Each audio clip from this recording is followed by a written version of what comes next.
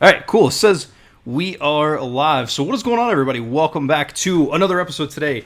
I am here with Nukemarine, which I am pumped about, and I feel like most of the people that are going to be here probably know who you are, especially just as where I've been doing so much of the immersion and just kind of that AJATT MIA crossover type of situation. But what do you want to do a brief introduction, just in case there is a couple people in here who do not know who you are? I can't speak. Okay, so my moniker's Nukemarine. I've had that for about over 20 years since I got out of the Marine Corps. So that's the Marine part. My name's Charles Applin, but to explain the name, since it's about 23 years old. The Marine part is because I got out of the Marine Corps. The nuke is nuclear because I was going to be going to the nuclear program for the U.S. Navy. I didn't get accepted because of problems in the Marine Corps, but I did go on to join the Navy as an electronics technician. But I kept the moniker for which I understand. I get it. Someone called Nukemarine, interested in learning Japanese with Nuke in his nickname. I get that. Okay, but Right. Okay. I didn't even think about that until you just said that. All But right. that And makes my sense. wife, she hates my the little icon thing. I don't know who drew it, but it's I found it over a decade ago, almost 2 decades ago. I just kept using it, but I don't know who to attribute to it. I've looked, I tried to find it, but can't do that. But yeah, that's my wife fucking hates that. It's too scary. Yeah. Okay. So that's my All right. no, I'm go sorry. That's again, I ramble. No, go ahead. Anyway, yeah, joined the Japanese learning community roughly in 2007. Pretty much was in Kanji Kohi with learning Kanji, then tried to learn Japanese. Kind of did quite well, as in I learned enough to where I could become a linguist. Actually have the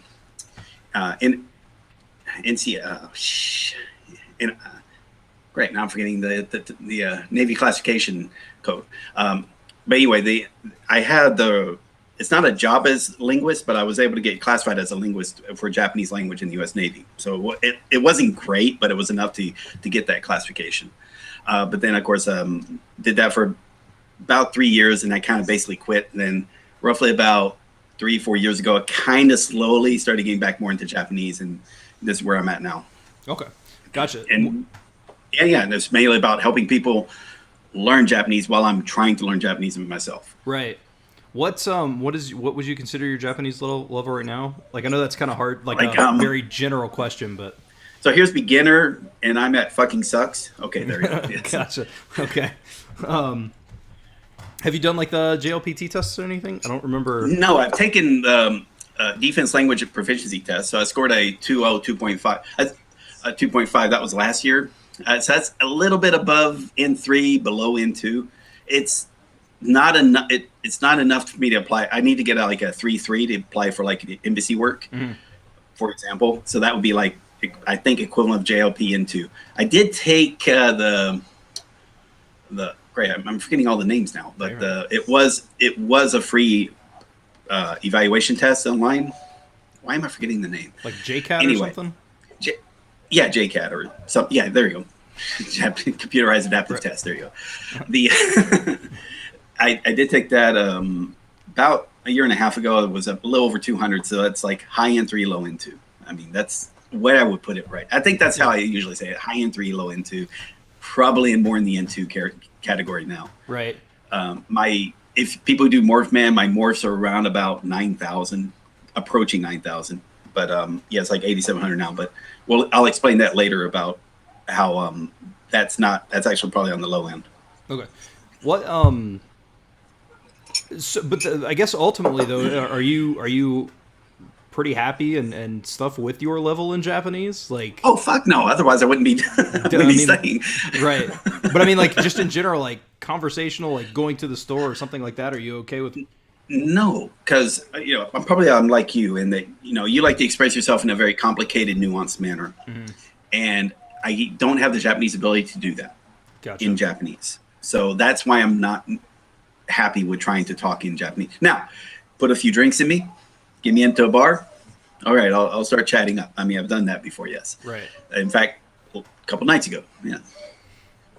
Okay. Yeah, that's where like I've always thought like in terms of if you could be comfortable, but like you said, like my brain is like so hyperactive. Like sometimes I over explain things, and there's no way I can do that. And I can barely speak any Japanese at all, but I definitely I want to get to where I can do that. But I'm also trying to kind of level this idea of not speaking Japanese exactly the way that I speak English. Because you don't want to do that, because otherwise you end up saying like ofuro totte. I'm taking a bath. It's like that. What? You don't take a bath. You get into a bath, or you don't open an umbrella. You kaso sashite. So it's like, I guess, different sasu. It's not stab an umbrella. It's differentiated umbrella or something. But that's where you got to be really careful. Like, you start learning these words, but then you start using phrases that are in English that you don't directly translate into Japanese, because they do have the equivalents. Like we say, like, have the carrot and stick, but in Japanese is like ame to muchi. I think it's muchi, like candy and whip. Gotcha. Same idea, just different words expressed in a slightly different manner. So that's why, hence the reason why Matt's whole immersion approach, or obviously Katsumoto, this goes way back even further than that. Right. But just a matter of consume a lot of Japanese. And don't just say, because otherwise, if you just learn vocabulary, you're going to be doing copy, or you're going to do find replace. And it's going to, if you've ever done find replace on a novel with a word, you realize that's a bad fucking idea, because you're going to get some weird looking results. Right. Same happens with languages. Yeah. What? So when you I don't even know what the question started out as. I didn't even realize what was the original question. I forgot. Man. Probably. No. I know about Japanese level, being Japanese happy with your Japanese. Yeah, I get that, but I'm making a joke because we're gonna have a lot of conversation drifts. Right. Yeah. No. It's I've had one person that'll comment that commented. It was actually on. I think it was the video when I said like why I switched to an immersion-based learning approach, and like the guy, the comment was like, "I can't follow your thoughts," and I was like, I mean, unfortunately, dude, that's just if you don't like it, you don't have to stick around. But that's just the way that it is. Like it's just the flow that I have. Yeah, it's a problem with me. Sorry, it's like when I started off with Memrise when I got back into things. Oddly enough, it was Duolingo trying to learn Spanish. So I was like looking, but they made it where it was difficult to study vocabulary first. So I looked, and then I found a link to Memrise. And so I saw, okay, cool. So I was studying the Spanish stuff on there, because I was trying to make my own stuff in Anki, but they made it to where it was impossible to make your own stuff in Anki on Duolingo, because they got rid of the glossary. Yeah. And then, so I found I found it on Memrise. I liked what Memrise was doing, and that slowly got me back. Hey, why don't I got all this stuff from Japan when I was learning Japanese way back when, because I had stopped learning Japanese at that point. So I started putting stuff on the Japanese on my courses. So I started with the hiragana katakana course and the kanji course and core 2K. And then it's like, well, okay, I'm going to be putting it on there. So I started like doing quality control checks. So I was doing the course, and then it's like it slowly built to where I was like, oh yeah, I gave up on Spanish and went back to Japanese, because I realized I fucking sucked. Holy crap! I mean, I was almost went. It is. You climb so far up and you slid back down. I was like slid almost all the way back down to the bottom, and started having to basically start back up. So when people say like, "Oh my God, Nuke's been studying for 13 years and he fucking sucks," it's like, yeah, you're right. I mean, let's be fair. I had to start back from the bottom. And also, to be fair, because I was using Memrise, which was a bad fucking idea, because eventually I realized that I was studying Japanese as technically studying, but wasn't like doing the immersion like I should have been doing. And that was the missing sauce, as always. It's always like, you can study the language, but if you're not using the language, if you're not consuming the language, you're just going to be technically proficient, but not fluent or literate. Yeah, and there's a big difference because it's almost how people study for taking tests. Like for like the cramming. Yeah. Yeah. Well, like I have a Spanish B1 certificate. I can't speak Spanish. So, me llamo Carlos. Yeah. Me llamo Carlos. So like it's that exact situation. Baño es donde es baños. I say baños es donde. I'm speaking Spanish with the Japanese grammar. That's oh man. That's did you find Did you find grammar do you find it overly hard, or have you just over the course of your 13 years of on and off again study, or Grammar just is like juggling. You can explain juggling, but you got to get to a point where you can do it. So grammar is one of the things you got to practice because, again, imagine if you spoke English directly like Japanese, where the preposition with is at the end of the phrase, not at the beginning of the phrase. So it's a postposition. And again, that's what I liked about when Tate Kim explained that, that made sense. It's like, all right, cool. So this is kind of like, if you ever seen the video with Smarter Every Day where Dustin's trying to ride a bicycle where if you turn left, the wheel turns right. Yeah, I've seen that video. I love that video. Now, you basically have to program your body, your central nervous system to react in a completely different way. But once you get it, now it makes sense. And the problem is, like, it takes a little bit to get back into the other way. You can do it. You can still get back into it, but it takes a little bit longer. But then I think if you try the switching, then you'll eventually find a trick where you trick your mind into thinking, okay, yeah, I can. Oh, it's going this way, so I'm going to drive a different way. Then, oh, now it's turning in the way I used to do it, so I'm going to drive it a different way. Right. That's with grammar, and that's where, again, the immersion approach is. You're programming your brain to just accept that here's a meaning, like here's a picture being described over a video, and you're hearing it described to you, and it just you're accepting it. And this happened when I was reading Harry Potter, and I mentioned this during the video when it was happening. It's like it was a scene where he's fighting Tom Riddle, not fighting Tom Riddle, fighting the serpent or the basilisk, and the scene's being described, and I'm not translating the scene. I'm visualizing the scene as it's being described, and that's what you want. There wasn't translation; it was comprehension. Yeah, and I didn't have to pause. I was just the scene was unfolding in my mind and the scene is different than what from the movie because I hadn't seen the movie in such a long time. I forgot the scene. So the book was painting a picture in my head. And so that was comprehension. So I wanted to mention that. It's like you want to get to that point, that level of where you have comprehension at the instant comprehension. Yeah. And that takes time. You just can't, again, you can describe juggling, you can teach the mechanics, but the person still has to go and toss the balls up in the air and get used to catching it and seeing, and all the other stuff that goes with where it's falling. And then you got to think about putting your hand in the right place based on where the ball is coming from. All right. That's really now, and you can get much more proficient, and that this means you, again, start tossing a lot more balls up in the air, Right. And I'm saying juggling, but it also goes with solving a Rubik's Cube or painting or running or any type of, athletics. It's all about programming the central nerve. Basically, you're programming your brain. Yeah. There you go. It makes it. That's a good reference too, because I'm an avid Rubik's Cube solver. How fast? I can solve on a 3x3. The fastest on a 3x3 I've solved it was 45 seconds. You got me beat by. Okay, it's actually you got me beat by a minute. Yeah, I'm not very fast. But it's same idea. Yeah, it's that muscle memory though. But I actually go up to myself right here. I have a bunch of cubes. I actually go up to a 9x9, and that'll take 30. 40 once you minutes, know that, once you can solve a 3x3, you know the tricks of about. Really, you solve you turn any larger cube into a 3x3. That's all it's doing. Yeah. That's once you learn that trick, it's like it's just a matter of time as opposed to ability. Yeah. Just repeating the same steps over and over and over again. So in fact, I did make a how to solve Rubik's Cube video. It's on my YouTube channel for some reason. All this stuff, Japanese, how to solve Rubik's Cube. Right. Japanese. Yeah, it's a fun thing, and that's honestly what I love about languages.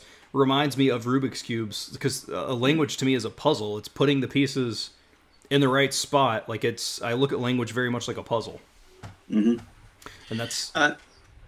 But yeah, but you have to get to that one point. Let me just say, like, let's just bring weaponry into it since it's Marine Corps. And I like the thing that they try to mention to us in the Marine Corps is like women shoot better than men. And part of this body function, they like some women have breasts, they will use their breasts in order to stabilize their arm. That's all. It's about arm stabilization, for example. That's one example. But if you don't have the physical strength to rack the bolt, or in this case, or if you're doing the 9mm, if you don't have the physical strength to pull the hammer back, if you can't get that point, then the easy part of squeezing the trigger you can't do. You gotta kind of do this rough strength training to get that part, right, which is difficult. It has nothing to do with shooting. It's just trying to build, muscle memory, for example, but also muscle strength. But once you get past that point, now whatever ability you have with aiming the gun is completely separate. Which, hence the idea is like when we talk about learning kanji, it's like really kanji is not about Japanese. You can learn Japanese without any type of writing at all. I mean, right. You can be illiterate in you train yourself to be illiterate in a second language. Right. Who the fuck thinks that's a good idea? But right. You can do that. Right. There are plenty of people who are illiterate who speak Japanese. Among the Japanese people, it's a smaller number than English speakers that don't read the language, but it's there. So it is possible to know Japanese without knowing how to read Japanese. Mm-hmm. That said, learn how to read Japanese, you make everything else easier. Just to kind of bring an example. Yeah. Because some people want to separate those two out, and it's like, okay. I even went a step further. I say you can learn kanji without knowing Japanese. Mm-hmm. You've got a few billion Chinese people who do that quite well. So, right. And when they learn Japanese, they're not relearning kanji. They're adapting what they already know into the language. And that's why it helps that they learn faster. And they've got even better step up on us is that they know a few thousand words that are essentially used in the Japanese written language. It's pronounced differently. It may even be used slightly differently, but for the most part, yeah, they know the characters, and they know quite a few words that use those characters. They just need to know how to pronounce it. Yeah. And that's the benefit of RTK, and hopefully I'll talk to you about RTK. Some of the problems I was noticing when I saw your review. Yeah, no, for sure. I want to talk about that. I'm gonna get. There's just a couple of questions. We'll break in here, and I'll do a couple of questions here. Somebody said, "A little history here." Sushi or ramen? Oh, sushi. Oh God. Oh yeah, sushi. Good. I'm not a fan of ramen. It's just it's salty and greasy. I'm just not a fan. Soba. I love soba. I'll be honest, I like almost all Japanese food except for I think it was like Goya, which is a bitter green vegetable. I don't think it's a vegetable. It might be because it grows on the vine, so it's but God, but if you cook it with eggs and maybe it's okay with spices, but I don't know. I'm not, and I like most Japanese foods because Japanese food's not spicy for the most part. Right. Chinese food's spicy, not Japanese, so it's a lot more subtle. But yeah, I'll eat most anything as long as. A food I won't eat is grapefruit because I just react. I don't know. I just have a bad reaction to the taste, and liver because the metallic taste. I guess I just never got used to that. So I don't think I've ever ate liver, but I also don't really have like. How about sea urchin? Have you had that? Really good. No. It's like salty. I mean, you look at it, it looks like guts. I mean, looked like a I don't know, like a pumpkin nutted onto some rice, but good Lord, it tastes great. So and salmon. I have salmon almost every morning. My wife makes breakfast before she goes to work, and she's always worried like I'm not eating healthy enough, but I'm eating healthy because I eat what she cooks. Right. But yeah, salmon every morning is awesome. And it's like I used to have bacon in the morning because I'm from Texas and I eat like a fucking man. But no, I don't like greasy food. And man, so salmon is so awesome because it just melts in your mouth, and that, especially when it's got that body fat is just right. It's just amazing. So baked salmon or fried salmon. If you haven't had it yet, definitely try it. Is there any American foods that you miss? Like, or is there anything? I mean, like Japan, they bring food all over the world to Japan. But is there anything that's like maybe just a little bit different in terms of taste that's not quite like it was here? No, I'm saying like Japan because it's very accepting of it wants to bring other cultures to to the country, so you can have any food you want. Okay. There's even since I'm in Yokosuka, it's like a largest U.S. naval base outside of the U.S. I think there might be another base that beats it, but. Because there's a lot of Americans, and there's even like Louisiana type Cajun cooking restaurant, for example, just outside the base. I don't know. I think it sucks, but but right. The way the restaurant set up, it had a vibe that it felt like I was eating on base, and it feels weird eating on base because the atmospheres of the restaurants there are just different than out in Japan. It's maybe I don't know. I mean, it's just a feel. and but the food was good.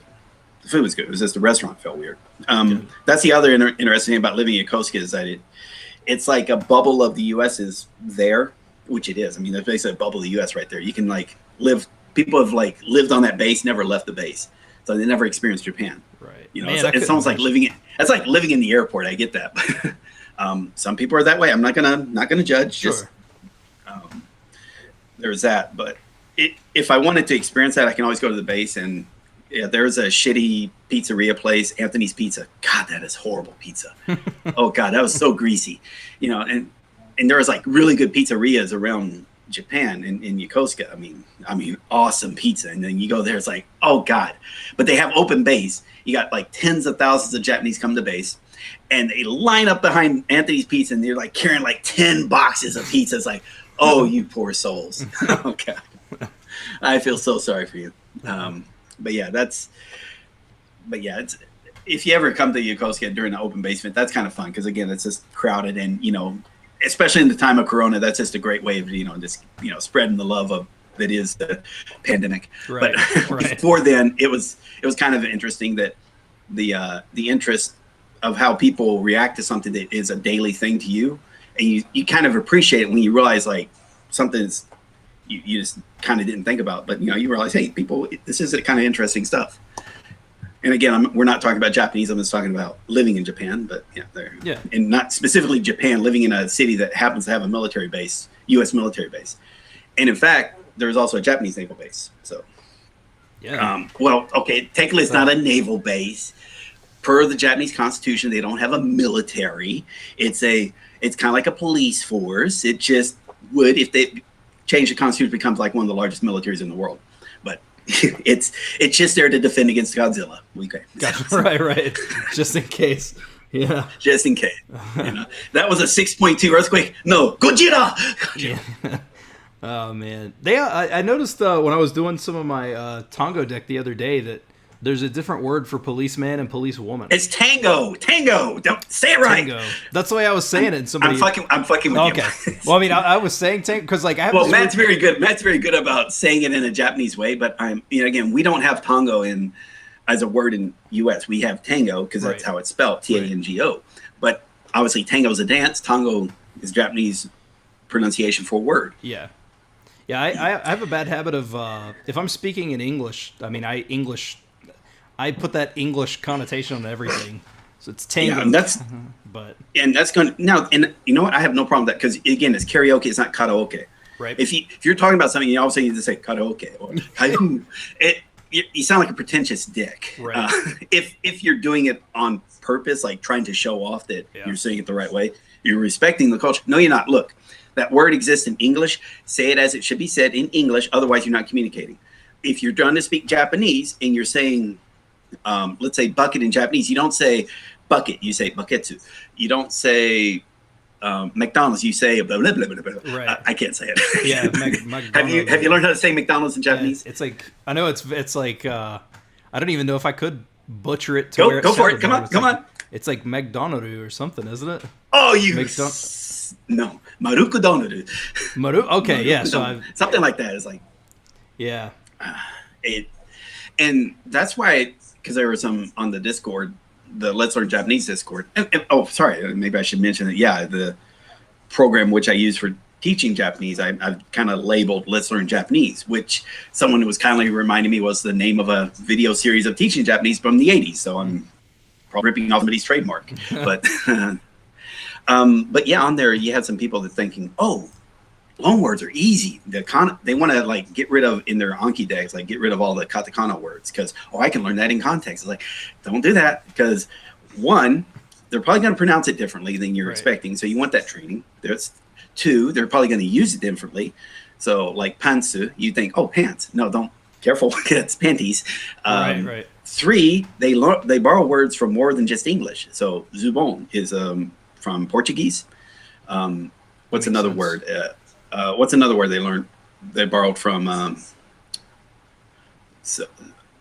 Why am I drawing a blank here? Pan, bread. Dutch wife, sex doll. Yeah, okay. Gotcha. Yeah. Dutchy, but it's not Dutch wife. It's Dutchy wife. So right for sex doll. So there you go. Uh, That was a long way to go for a joke. no.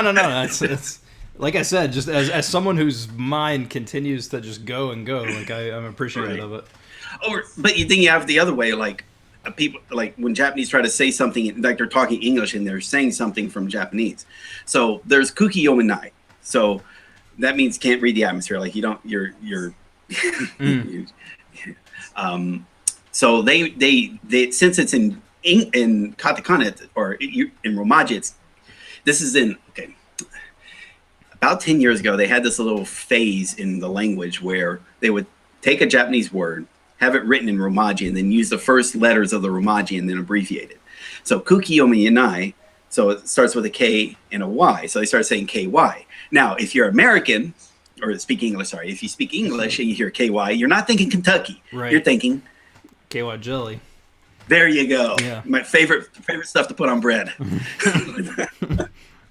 A little bit of that vaginal yeast. Yeah, there we go. Why did I say that? Okay, all right. But try to explain that. It's like, but again, that's like, again, in Japanese, it makes perfect sense. If you say KY, kuki yomenai. But you got to realize, like, there's a strong connotation in another language. So, and that's when you communicate between the two. I think that's kind of fascinating, you know, and there's also, what are some other stuff? So anyway, that was from, again, what happened in 10, 20 years ago. That was a phase in the Japanese language. Now the phase is they are seriously doing a lot more borrowing of loan words. Good gods. Right. And it gives you a false sense of comprehension. You think it's, oh, this makes the language easier. No, it makes it harder. And because if you've learned kanji, you realize kanji and words that are made up of kanji makes things a lot easier, because even if you don't know what the word is right off the bat, by looking at the kanji, it's like you can kind of play a word game. It's like, oh, yeah, okay, that's okay. So that's kanji for cat. That's kanji for car. So that's obviously right. Like what's cat?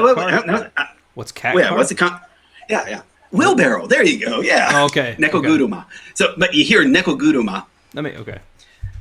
But now, obviously, you're not going to figure out that cat and car means wheelbarrow. But once you learn that cat car means wheelbarrow, right, you get it. You've got the connection right there. You learn it quickly.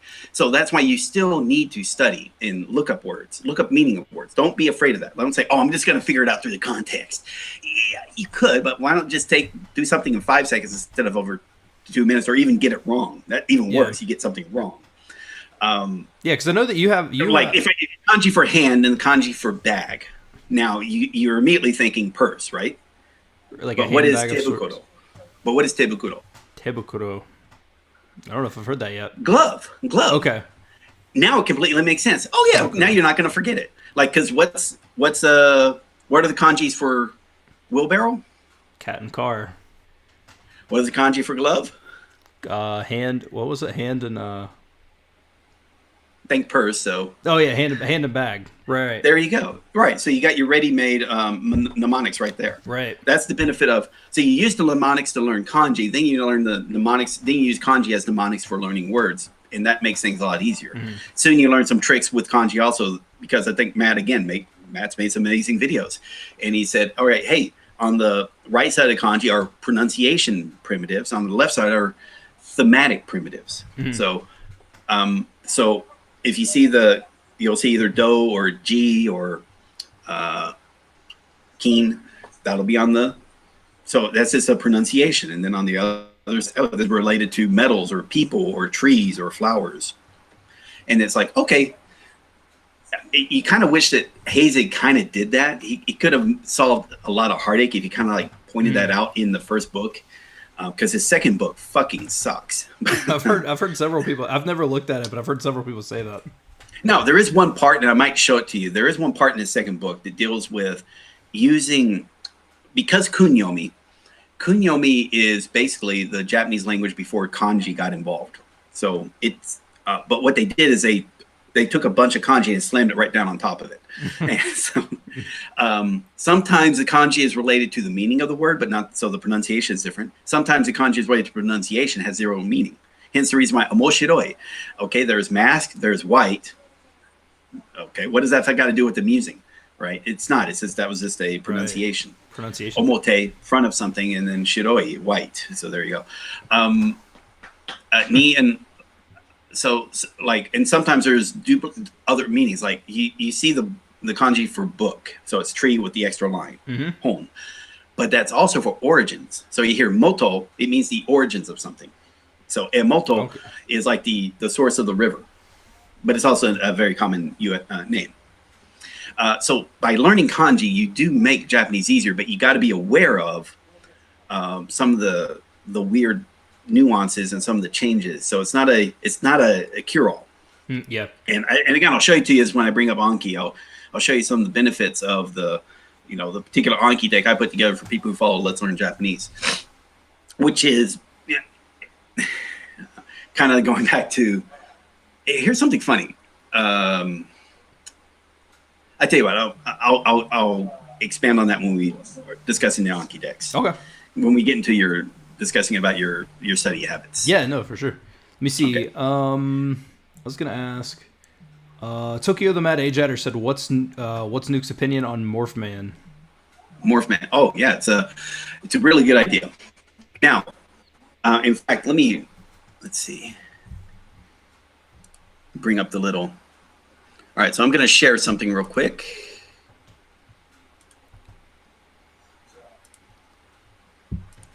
We're going to share Discord. There we go. All right. So you're looking here. This is a poll I put back earlier in the month. Now I also did the same poll on Matt's Discord, Massive Immersion Approach. But the question was, Morphman Quick Survey. What type of census do you use to sort Morphman? A, bulk census from material you've read or watched already in the past, bulk census of material you're currently reading, or bulk census of material you plan to read, or other. And then there is, I do not use Morphman. Now, look at 20 people replied, including myself, on stuff that you've already basically immersed in. 14 people are stuff they're actively doing. So that's if you ever interview Navy Dave, he's of this category, I believe. And then there's sentences from material you plan to read later. So this is called front loading. So, I'm going to be reading this book. Let me front load by learning all this vocabulary. Right. And then finally, there's a couple of, those are more the academic guys. They're using it for some other reason. So like the DMG, he's a computer science professor, and I forgot the country he's from, but they're mainly more the technical guys that are doing it for other reasons. Then there's the don't use Morphman. So you can see we got about because I can't math, but about 60 people did the replies here. So I think that's a pretty good representation. Now, I did it on Matt's channel. Many more people picked A. Many more people picked A. All right, so let me unshare this real quick. All right, so what do you think of that particular poll? I think that it's people trying to target learn specifically what they're watching. Like they're learning vocabulary that's useful to them. And I know that that's a very Dogen-esque thing where he's like, I'll watch the same episode of something until I fully understand it, and then I'll move on. Okay. Now, Morphman's a little different. And so this is kind of based on what happened when I was doing studying. Now, you remember I linked you a bunch of some articles I wrote in the past. Yep. Now, one was, and it was titled, and I purposely titled it this way, Why AJATT Doesn't Work. Yeah. Okay. That's like throwing here, let me pull the pin and just toss it into the crowd. Good. Yeah. But I added, and how I got it to work for me. It would say it wasn't working for me. And the reason why I was like, while I came to Japan, found out about all Japanese all the time. I learned like 2,000 kanji in 4 months. I was doing kind of slow. I kind of did Pimsleur, but I like the idea of what AJATT was selling. I like the idea. So I tried out a lot. So most of his ideas, I tried it out. And one of the things was playing Japanese all the time. And so I bought an iPod, put a bunch of recordings. Like I put DVD of Spider-Man and that thing you do in some other movies, because so I put those on there because I was familiar with the movies, and so that was in Japanese. And later on, TV shows I watched, I put those on there, and so I had like hundreds of hours playing on loop, and I listened to it for like 2 years, and it wasn't doing fucking shit. Right. Most of my gains were from the studying, not from the listening. And then finally, I started doing what's called SubSRS, and the gentleman CB4960, really good programmer from Europe. He kind of fell out of the Japanese scene, but a lot of the good programs that are used was made by him. like SubSRS and some sorting programs and whatnot. But he did SubSRS, and I started studying. Like I started with Keikon Deki Nayatoko. No, sorry. Zettai Kareshi did the first episode there, Rookies, and so I started doing these dramas, just the first episode, and I was kind of doing it like sentence mining. So the studying I was still doing it in Anki, but I noticed though, because I was doing it line by line, so I was like studying, figuring out what each line meant, and test myself, did I comprehend it? So, but I don't think the Anki stuff was really what was doing it. It was just the fact that I went through the effort of figuring out what each line meant. Right. Just that. And then I noticed something, because I like all the other stuff I watch, I was putting these shows in my loop, but I noticed something. I was like, I was comprehending, like seriously comprehending. It'd be like noise. Oh, here's the story I remember, and I was following along with noise. So it was like, it was 5 minutes. These are all broken into segments of 5 minutes. So, and it was mixing with all the other stuff, but the comprehension was growing from the dramas I studied first, then put into my immersion loop. Mm-hmm. And it was a big fucking difference, and I'll explain why. And is that I was stationed in a country called Djibouti. Make the ass jokes all you want. Djibouti, yeah. What's the capital of Djibouti? Djibouti's the capital of Djibouti, you punk. It's an old Pepsi commercial. So anyway, I was stationed there, but at the time I was there, that's when Japan was actually building its first foreign base, like since World War II. Mm-hmm. They were building it like so. While they were doing the setup, like about 200, so 200 Japanese soldiers from the, not soldier, I'm sorry. Again, I'm trying to do the legal terminology here. Japanese Self-Defense Force members are coming. Right. All right. Now, they were here because that was during the time when Saudi pirates, like not the cool pirates of Johnny Depp type, but real pirates that would fucking kill you. Right. It was during that time. So the reason why they justified the ability to build the base was for the defense of their shipping routes, because that's self-defense of commercial shipping lanes. Right. Okay, that's within the Japanese Constitution. So they were there. I'm one of the few Americans that could kind of speak Japanese. So I would hang out with them. Now, easy for me to hang out with them was my go-to thing was to write their names in Japanese. So then made a quick report, so I was able to actually communicate with them. Why I say that is like when I started doing that loop and the comprehension started, I think it was comprehension, my speaking ability improved. I was saying stuff much more naturally. Like I was saying Takai, I was like Taka, and Takai as opposed to Takasa. It was the pitch was happening naturally. I didn't know what pitch was at the time, but it was improving. Because I was hearing this constantly. So and that's what I did. I got rid of all the other Japanese audio, except for audio I was studying. And I was just listening to that all the time. And that was the immersion loop. So it wasn't like I was actively listening. It was just, it was playing. And if I paid attention, it was there. And if I wasn't, I had to do work or something, then I could do that. But it was always there. So it was always present. Like I'd go home to my shipping container. They're called clues, containerized living units. So it was a shipping container with a wall in the middle of it. So, and then each side was a room, and each of the rooms were two people. All right. Fortunately, my last roommate, when he left, he didn't turn in his key, so they always thought he was still living there because the administration of the housing units were not that great. So I got to live. I didn't bother anyone because when I was playing Japanese all the time, so that was fortunate. But yeah, there was because I was talking, they even noticed like my speaking was improving, like because I was.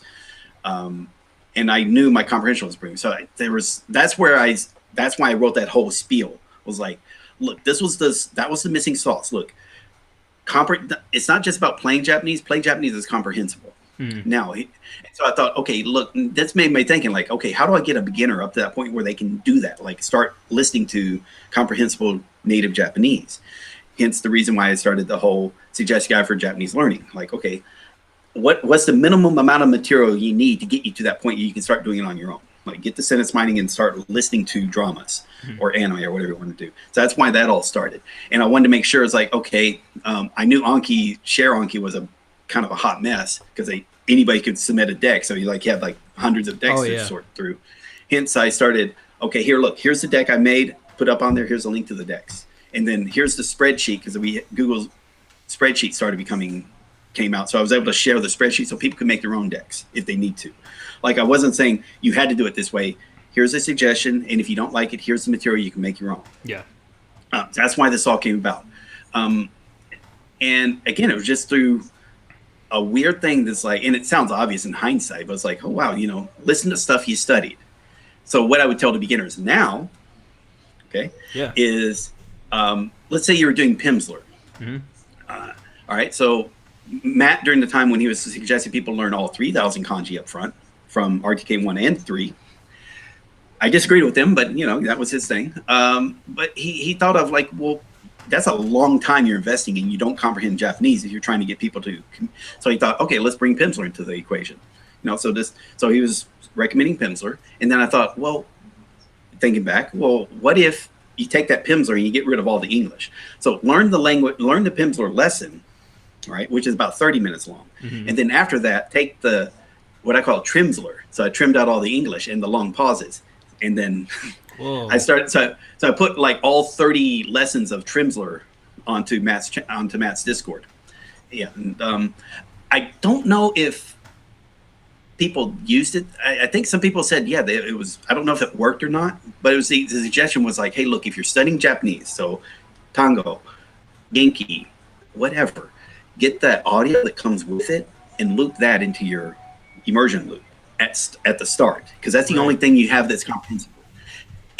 But don't just do that. You want to mix it in with natural Japanese. So if for every 5 minutes of comprehensible Japanese, let's say from Genki, mix it in with 10 minutes from like an anime or a TV show that you've kind of watched, like you made a serious attempt to understand, even if you couldn't.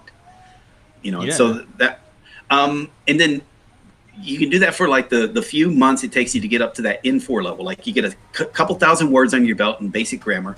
When you're at that point, now you can start sentence mining. And then you just want to put audio from the stuff you sentence mine. You don't have to worry about you can actually remove the Trimsleur or the Genki or all the other audio. Right. Or take, but like for you, you're starting with Tango. So Tango on their website, they have the audio in sections. So they're like 1 or 2 minutes. And what I did is on my Discord, I compiled that into chapter audio. So they're about 8 to 10 minutes. So depending on however you want to do it. And then it's playing it's boring and tedious if you were trying to listen to it for fun. But if it's just something playing in the background, all of a sudden you just hear this phrase and you do like, oh, I know that. Watashi wa charuzu desu, or whatever it was. James desu. That's a good confidence builder too. You're training your brain to comprehend stuff, and you're training it to comprehend without thinking about it. Yeah. So you're not translating, you're comprehending. You're training that part because you already comprehended it. Now you're doing it to where you comprehend without active thinking about it. Yeah. Yeah, and that does that make repetition. Sense? No, it does, because that was one of the things I really wanted to talk to you about was your idea of like targeted immersion, like because you know if you're going to be immersing and stuff like that, I mean, and whatever anybody wants to do is fine, but like if you put just a little bit more effort into being able to understand what you're watching, you can. It appears. I mean, I don't have. Obviously, the experience with this, I'm pretty new to the immersion thing, just over the 3 months. But like, it seems like that would actually benefit you because, again, like the more words and stuff that you know, it does that snowball effect where. I think a mass murder is sneaking into your house. Oh no, that's my wife was coming out of the bedroom. My statement still stands. But yeah, I think that it makes sense because if you can study and learn, because like for example, if I was watching the first episode of Death Note and I got to where I could understand it 90%, even if that's the only thing that I know, it's still cool. And then those words are going to translate over and transfer to other episodes just in different orders. Yeah, and also. Yeah, in fact, when you start, like when I do these Let's Reads, and we can talk about that, is the first part when you first start a new TV show or a new book, that first starting off is hard as hell. Mm-hmm. Like recently I started Steins Gate.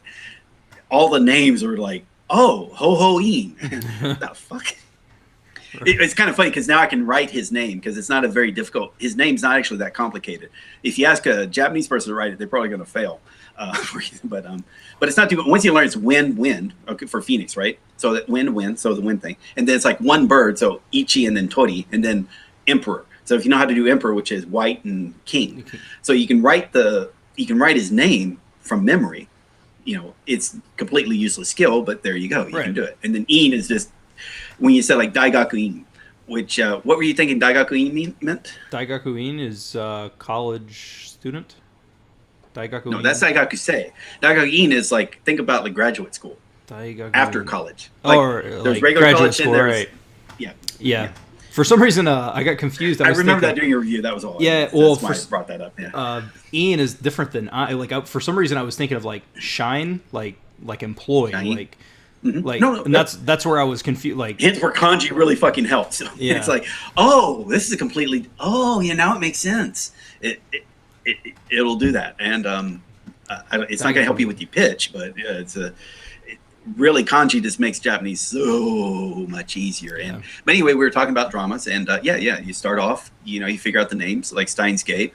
It was sci-fi, but not that difficult of sci-fi because it's time travel, so we're kind of familiar with time travel and it's so that part was, and I'm having a blast going through this. I think if you I fucking it's just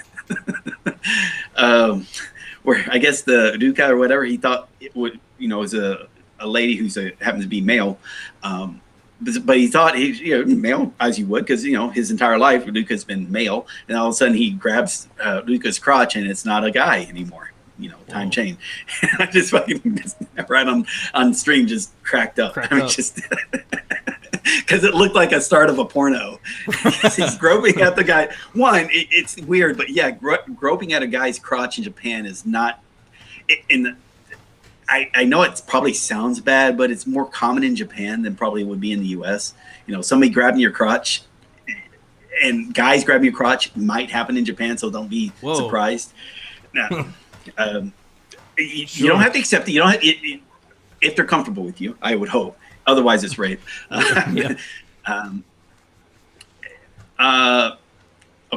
that could be a very good conversation drift. But anyway, it's just the fact that Luca's the face was like she was having like, Yamete! And I just cracked it. But again, it says having fun. I mean, the story's engaging, but this is. It's taking me 40 minutes to get through a 20-minute anime because I'm pausing and looking up stuff. So it is, but it's studying in a way, but it's engaged studying. It's engaging. It's fun. I enjoy doing it. I want to do the next episode. That's what you really want to do. It's like, imagine if you're taking a college course and you're excited to go into the class and you really want the class to go longer because you're learning and it's fun, but you're also increasing your knowledge. And that's what's happening when I'm doing these Let's Reads that I started, almost 2 years ago, although I wasn't consistent, but if I'd been consistent, my level would be much better. And let me, and we're going to bring this back to Morph Man. Okay. Because here's why. Morph Man it works best if you give it a lot of sentences. Now, if you remember what I gave you as a poll, some people do front loading, but majority do it with stuff they've already engaged with. Right. Now, I engage with something at a much higher level. Not as in it's a higher level material, just if I see something I don't know, I look it up. I'm not waiting to find out what it means. I want to know what it means as I'm reading it. But I'm not taking that and adding it into Anki. I'm just, okay, cool, gun, keep going. And I'm not doing that with everything I watch. I'm doing that for like a specific, like 2 hours a day at most. Right? That's it. Now, I could still watch TV shows normally. Listen to stuff normally, whatever, conversate normally. I don't during a conversation at the bar. I'm not like, oh, here, hold up on that. Let me put this into Anki. Yeah. I'm not doing that. Right? You don't do that. But with this word Morph Man comes into play. I fed Morph Man an entire series of something I read like a few months ago, or actually a couple years back, and then. I learned about 100 of those words, but I found that you're putting up K a lot. You're putting known because I already knew a lot of the words. Mm-hmm. Okay, so that made sense with the first 2 or 3 dramas because these are dramas I already did I'd already put through via Subsessor S, but I had deleted those decks, so I kind of like restarted. Mm-hmm. So the first few Let's Reads I did were shows that I had already watched, already ran through Subsessor S, had done with the first episode, not like a lot of episodes. and already had on immersion. I mean, I've already done all this stuff. So it made sense that there was some stuff in there I already knew. But then I started on the stuff I hadn't, like light novels. You know, Kimi no Nawa, 5 centimeters a second, Zero no Tsukaima, Zero's Familiar. And a few of the words were popping up that I had never put into Anki. I never studied except for looking it up when I was reading in the book. And I still remember the word. I learned words without using Anki. I learned it through the immersion. Right. And that's a gimme. So I press K. Cool. So that's the benefit with Anki, and by pressing K, and I'm not worried like, oh my, people act like that's a bad thing. It's like, just press K. Who cares? All right. Let Morphman do his thing. And it's after every lesson, hit recalculate. Recalculate after every time you do a study session. And that slowly goes away. But that was a real benefit, is that I'm learning words through enjoying Japanese. Now, yeah, at the time I looked them up. I'm doing what I would have done with Anki, but now I'm not having to imagine if I took all the time it would be to take that word, put it into Anki, and find definition, copy paste everything. Well, I didn't have to do that. I saved all that time. Yeah. And now that means that the 100 words I learned were words I needed to learn, because they're Morphman say, hey, these are very common words that were in this show. And there was that benefit. The other benefit, if I can then go to, because I have the stuff I import into Anki, it's a text file, so I just bring up that text file if it was like, hey, what was the scene in question? So I can look and see the context of the scene because I've got the timestamps there. So I'm that's the other benefit, because by doing this I have timestamps. I don't have to put what's context in there. Subset SRS, you can actually get like the first 2, 3, or the second 2 or 3 leading and following sentences, which I fucking hate that, because that just gives you way too many fields.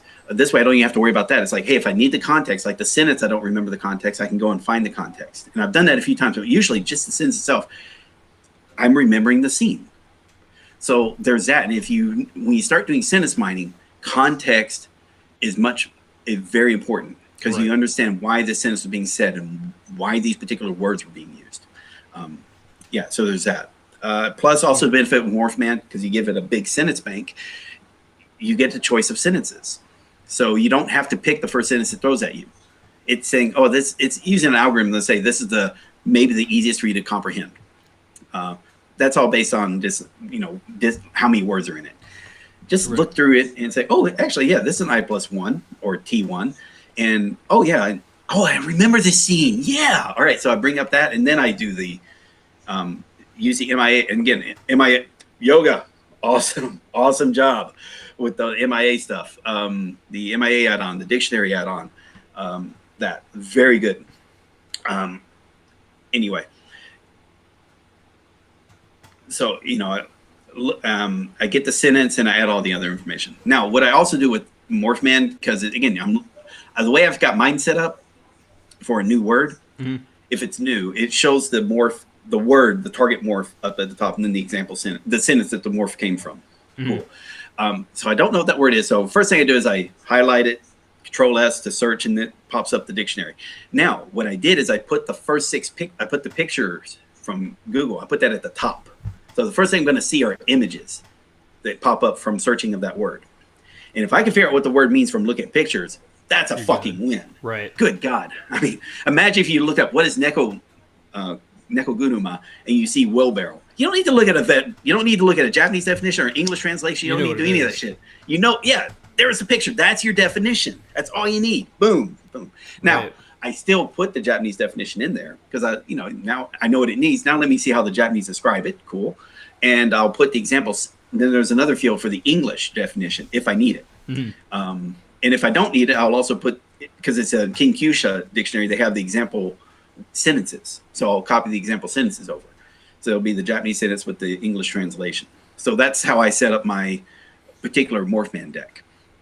And so, currently I'm like building up to about 800. I found about 800 words I didn't know that were in stuff I've read. Cool. So I may have looked it up. And sometimes I remember looking up the word.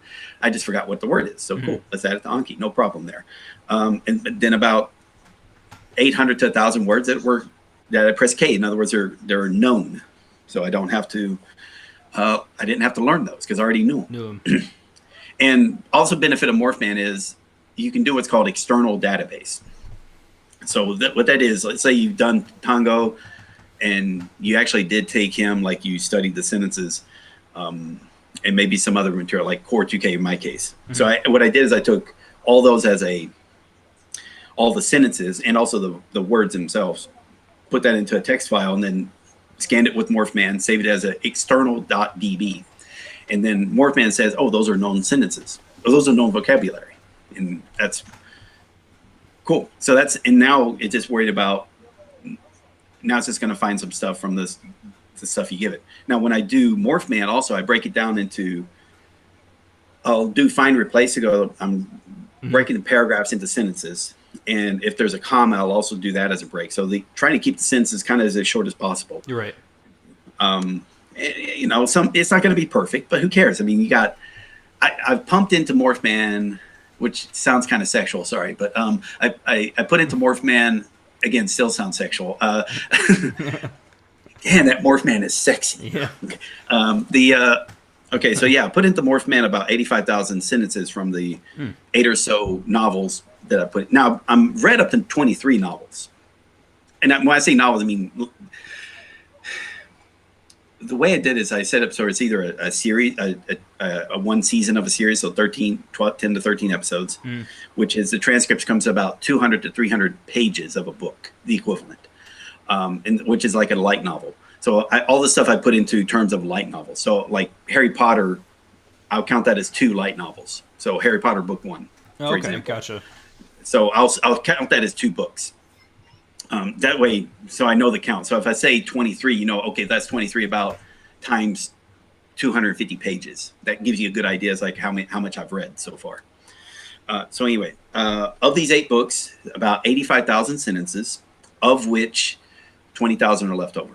The other 65,000 are I plus 0 or T0.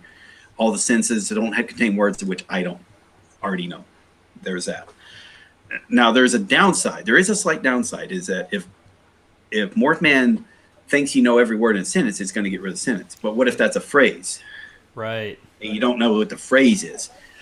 Okay, that's a downside. But you know what? I think the trade-off is fine.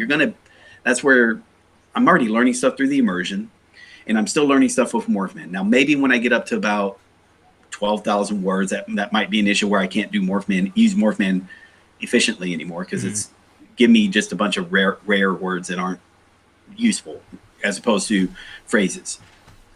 But on the other hand, that time will tell. Right now, it's still useful to me on my level, which is high end 3, low end 2.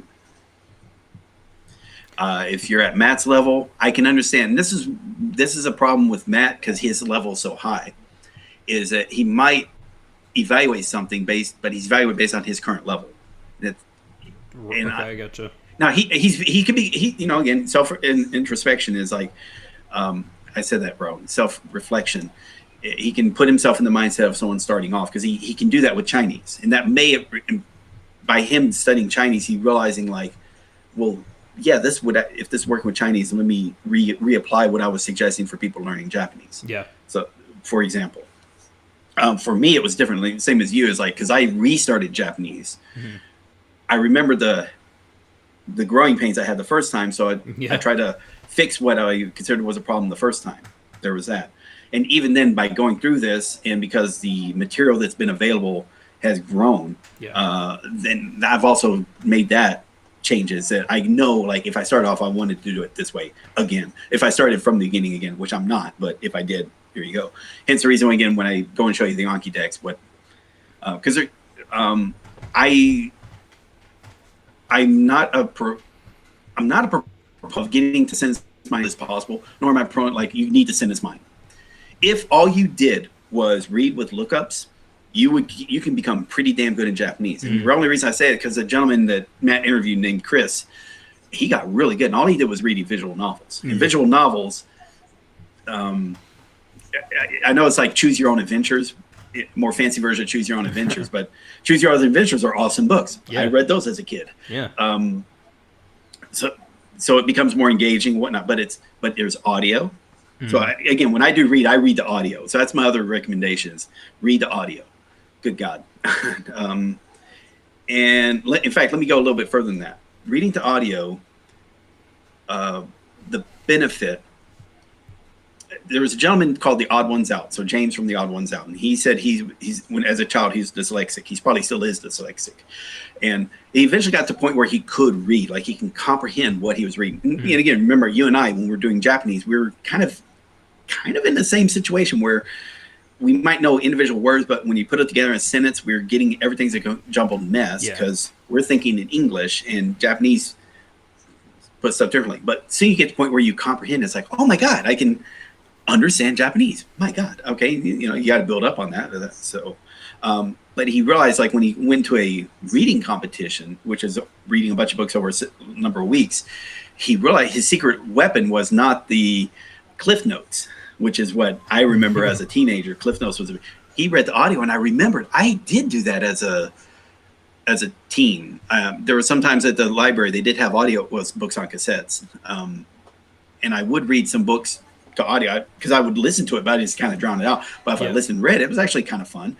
Now, I wasn't dyslexic or anything, but it was just fun. Yeah. So there was that. But for him, it was a game changing because it increased his comprehension to a larger degree. And I noticed that with Japanese. If I read the audio, the comprehension, because my reading is much, much, much, much better than my listening.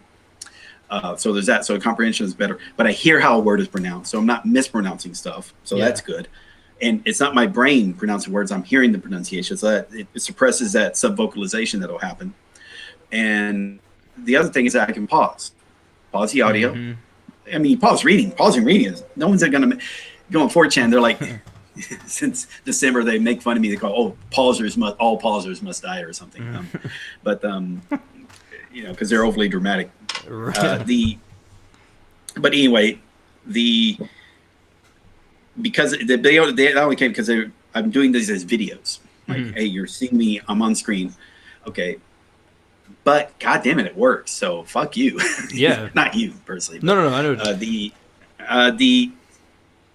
It was amazing. Like, okay, this is working with James, it's working with me. And I know I'm learning stuff because I can see, oh wow, yeah, I know this word. And I know I didn't study, I just know it because I knew where I learned it from. There's that, and that's kind of a cool feeling. But you got to get over that cool feeling of like, hey, you still got to, continue on. And I've been kind of lazy. My problem, I'm not consistent. So if I was more consistent, like I was reading like 2 hours a day for 2 years, I would be much better. Right. All right. But I don't read 2 hours a day every day. So there you go. But even the little that I've done, it works. So that's why I recommend it to people. So it's not that the method is bad. It's just I'm not practicing what I preach. Right. And I keep trying to get into reading, and I'm like, I talk about it all the time. I think I mention it in almost every. Your level's not good enough to do the reading yet. Don't worry about that yet. Get yourself up to a couple thousand words. I'll say this. This is another epiphany I had when I first started off. So it's about a year after I started doing the AJATT thing, and there was a drama called Last Friends, which is a very dark drama, heavy drama. But anyway, I watched the entire thing in Japanese with Japanese subtitles, and it was comprehending the story. It wasn't like great comprehension, but it was there. When I did I'm going to be doing a Let's Read on it, but it was kind of amazing. Like, sounds that I'm watching and rewatching, had in my ear, playing all that. But then I did a Let's Read on them, and that's like, man, there was a lot of shit I was missing. Good God. Right. Like with rookies or something. But that's fine. That's a really good. But it's a good. Don't let that be the thing that stops you. Like, be willing to do Let's Reads on stuff that you've already watched. In fact, that's even better. I mentioned that with Zero no Tsukayama, Kimi no Nawa, and 5 centimeters a second. Gyosoku go senshi meteru. I can't speak Japanese. Sorry. Because these are novels. So these are light novels that I'm reading with audio. So it's only one voice actress or actor. That's a downside. But because I've already seen the show or movie, I've got the visual at hand. So when they're describing a scene, I've seen that scene and it popping up in my head. And that's a really cool feeling. Similar like when I was doing with Harry Potter. But in this case, it's not a book I had read. It's just a show I've seen. But when you watch a TV show, they're not describing the scene to you. They're showing the scene to you. Now you're hearing the scene painted with words.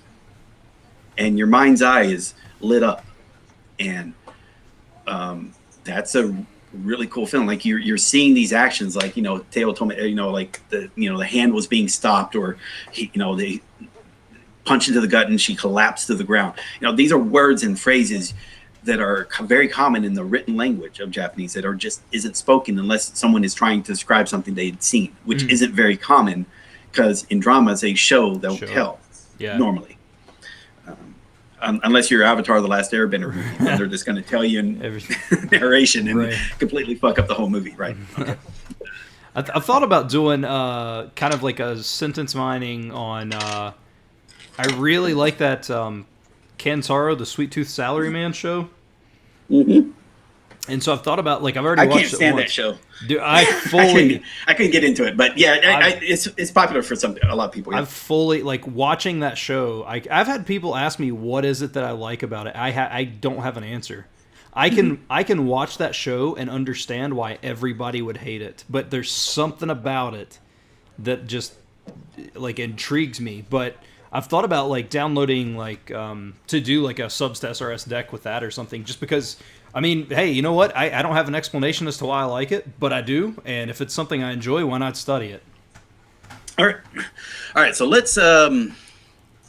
me share Anki. Now, I got to actually share different screens, because, okay. All right, so there's Anki. All right, so here are the decks in which, now I recommend people start off as remembering the kana. Mm-hmm. Now, I've already learned this, so I have to probably show browse. Now, is the browsing screen popping up? I'm assuming no. No. All right, so let me share the browsing screen. Can I change it here? No, I got to stop it. Let me share the browsing screen.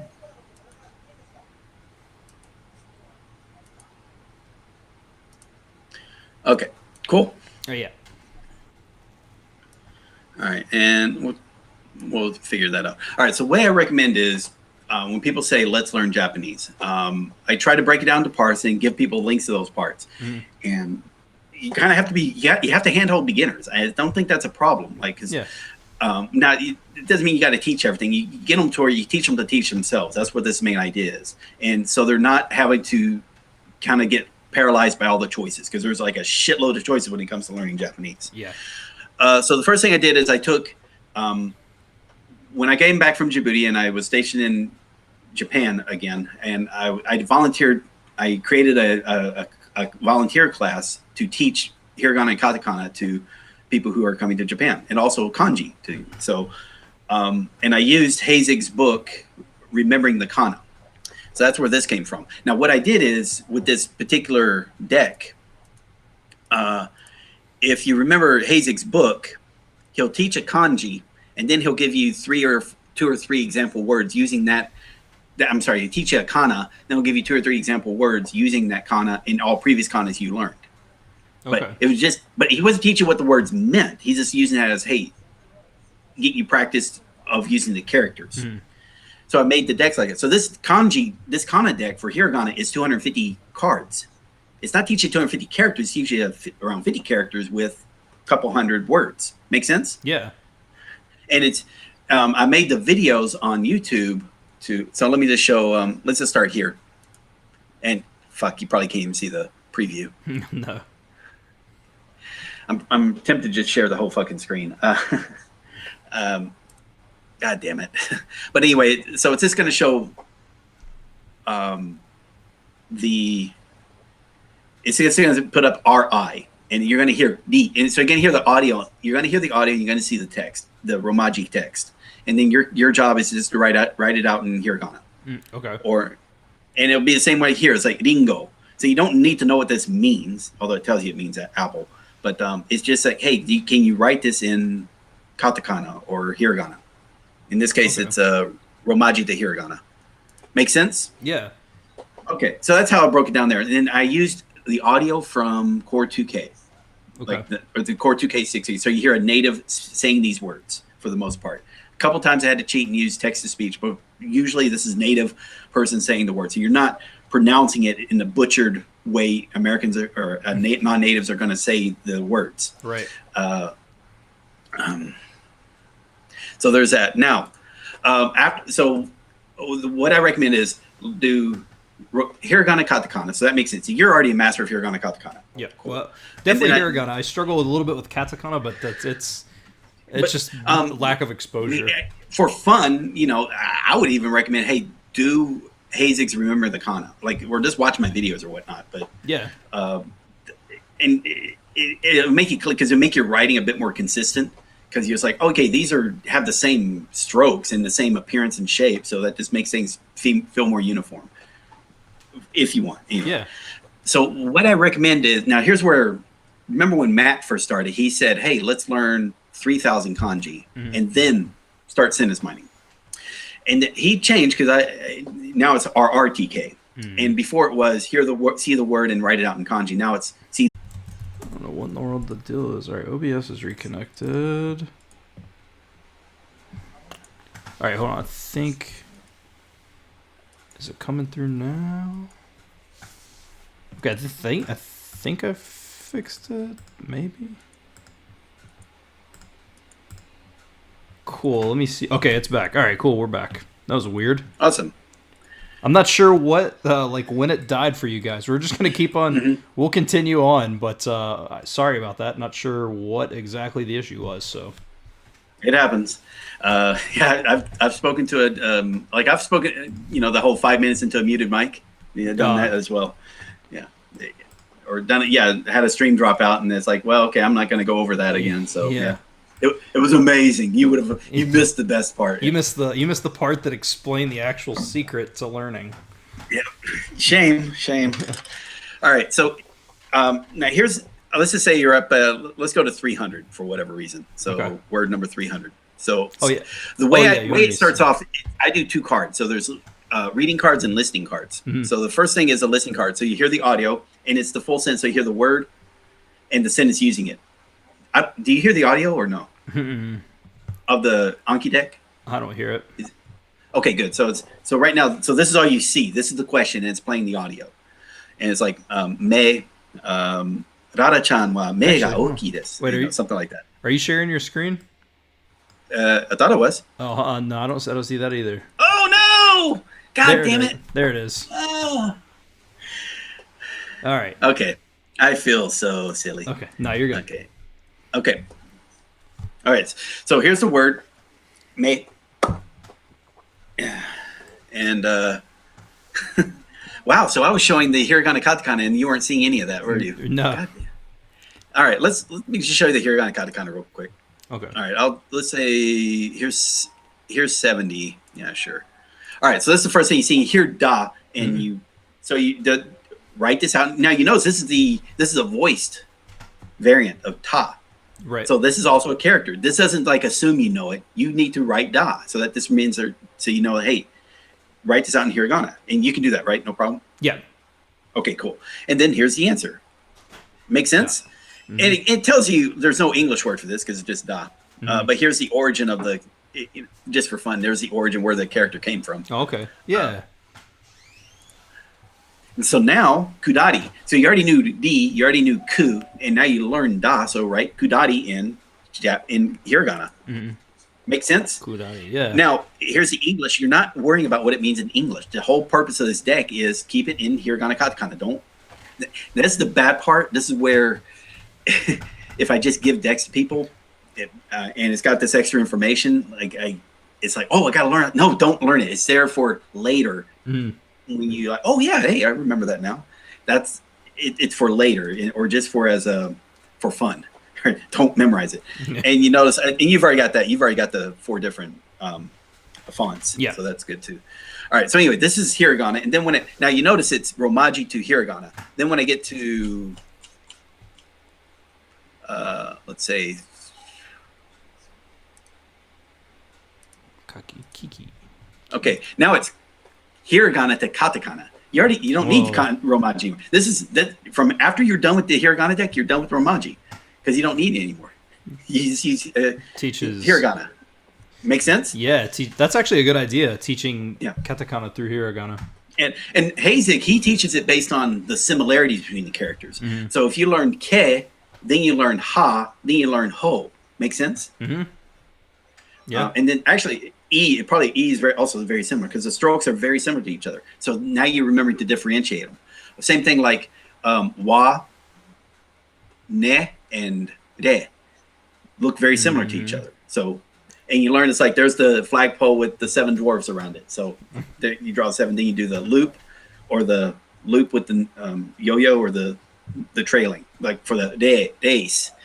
And he gives keywords, so it's like to help you remember how the pronunciation. So, because if you see he, you think he, not hey. Right, you don't think he. Yeah.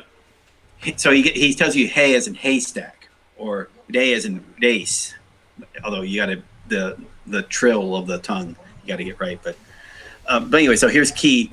And now here he starts off these katakana characters because they're very similar to their hiragana equivalent. Yeah. So this section is similarity. Then there's the section I loved was with fu, because it's the food bowl. So it's like take a bowl, cut it in half, and that half of fu is the food bowl. Right? Right. And then you can do some stuff like if there's a handle off the side, now it becomes su for your soup. The handle is to hold your soup, or the little noodle hanging over the side of the bowl. So there's the fu, and then the little drop is the, and then there's ice cream. So it's like you do ku, ice cream scoop. So ku, there's the little drop is the scoop of food bowl, right? Nice. So in fact, I think those are cute. Let's see. I feel like I don't even know where it's at. I feel like I could get a lot of use out of that now. Yeah. Bonus. Oh wait. There we go. We're good.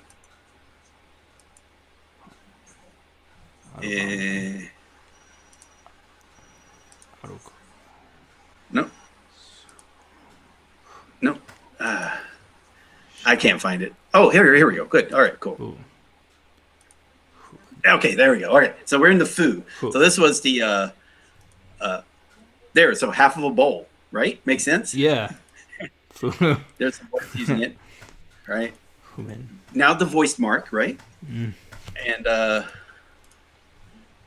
there kabu. So you're hearing kabu. So you're not thinking carb, kabu for curve, but in fact, that's the name of Curves in the U.S., the fitness place. This is also called Cub in Japan. Cub. Cool. Yeah, so here's Su. So there's the fu with the soup handle. Soup handle. Yeah. Holy crap, man. That's yeah, I might I feel like that's a very useful deck. Right, and I say I include the voiced marks because I think you need to just so you make sure that you're separating the two. You know, and most of your hiragana katakana decks, they just throw you just the characters. That's it, and they say, okay, now you go on. Whereas this one, it holds your hand, but I think that early hand holding is going to help out later. Like all of a sudden, hiragana katakana are not a problem at all. Similar like with kanji, like now. Okay, there's hiragana katakana. Now let's go with tango real quick. Let me just show you the tango. Yeah. I was just looking on I know that I have, let's see, I have 826 cards that I have not seen, so I don't know. Let me see. Correct learning. I don't even know. I guess I'd have to do the math on this. I don't know where to find it on the phone exactly, but let me see. Because I have 118 suspended. Because it's cards that I already knew. Like before, I didn't have to. It looks like I'm about 345 in. Okay. But there, it's all that beginning stuff. Like just from off and on studying Japanese for 10 years. Like I know Yamata-san wa whatever nonsense. Right. America Jin des. Whatever that And so again, that's where. This, you can already see it like right here. This is word number 588. This is the 588th word in the Tango book. And it's in katakana. This whole sentence is katakana. So, kyo no. So what is kyo no? That's today's. Tenki wa. So about today's weather. And then do des. Now, how is one of the things is, if you want to read here, take him, is because he's really good at explaining that treat particles as a part of the word. So don't think of no as separate. Think kyo no. So let's think today's. Kyo no. Tinki wa, about the weather. Kyo wa, kyo no tinki wa. So about today's weather. So wa is like about. Okay. Think of that as like, it's like the participle or particle or preposition about. Ga is the thing or is the one. Like, or so kare wa, he's the one. Kanajo wa, she is the one. Inu wa, the dog is the one. That, or kurumo wa, the car is the thing that. So it's a ga. I'm sorry. Kare kuruma ga is the thing. Okay, kare wa, about the guy. Kuruma ga akai. So about him. Yeah. His car is red. I've read a little bit of Take Him, and I remember the specific thing that you saying that reminded me was like, kare wa gakusei desu. He's a student, but if you'd say kare ga gakusei desu, like that one is the student. Yeah, like, of that group. Yeah. Let's say of the group, or of the couple. So no couple wa kare ga, of that couple. Yeah, he's the student. Yeah. Yeah, about. So wa is more like about. Now again, but treat it like a kyo no, kare wa, kare ga.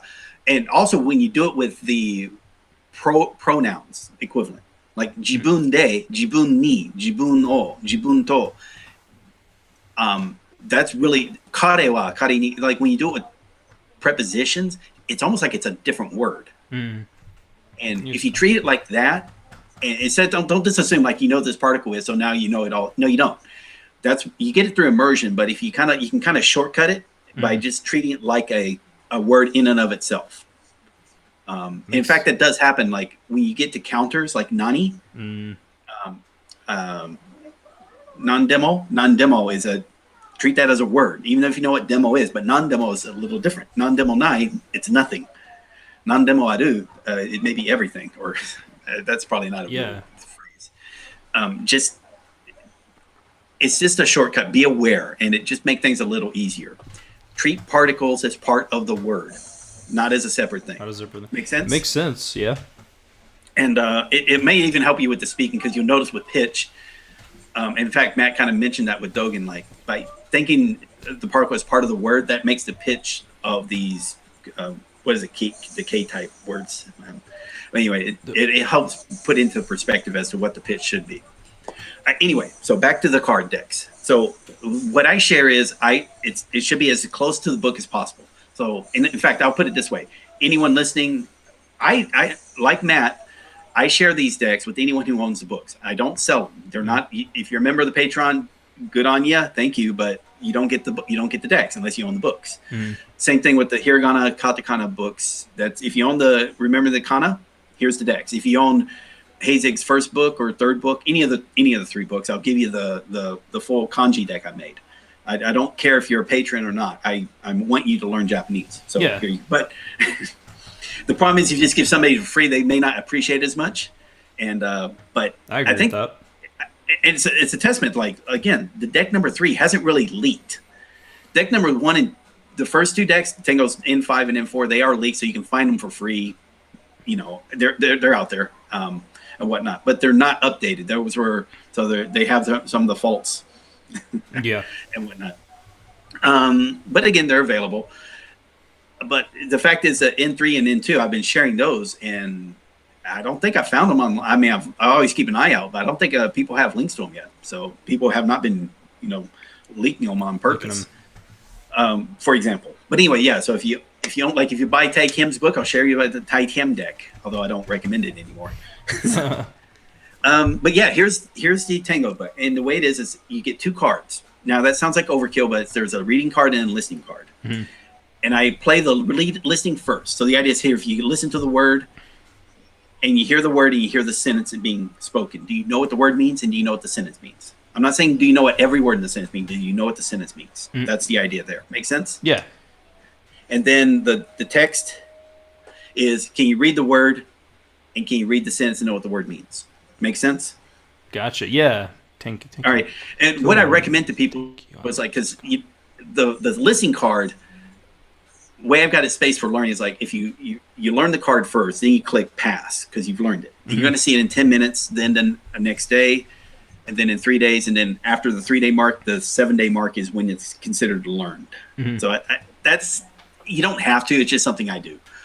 So it counts as being in the learning phase until you get it past a week. Okay. You don't have to do it. So what I also recommend is like, because they're basically the same information. So it's a listening card and a reading card. So what I also say is like, don't skip the reading card. It's going to be easy because you just already did the listening card for it. So when you learn this one, pick easy. I know you get the MIA add-on where it gets rid of your selection, so you don't get that option. But I don't have that, so I have hard and easy.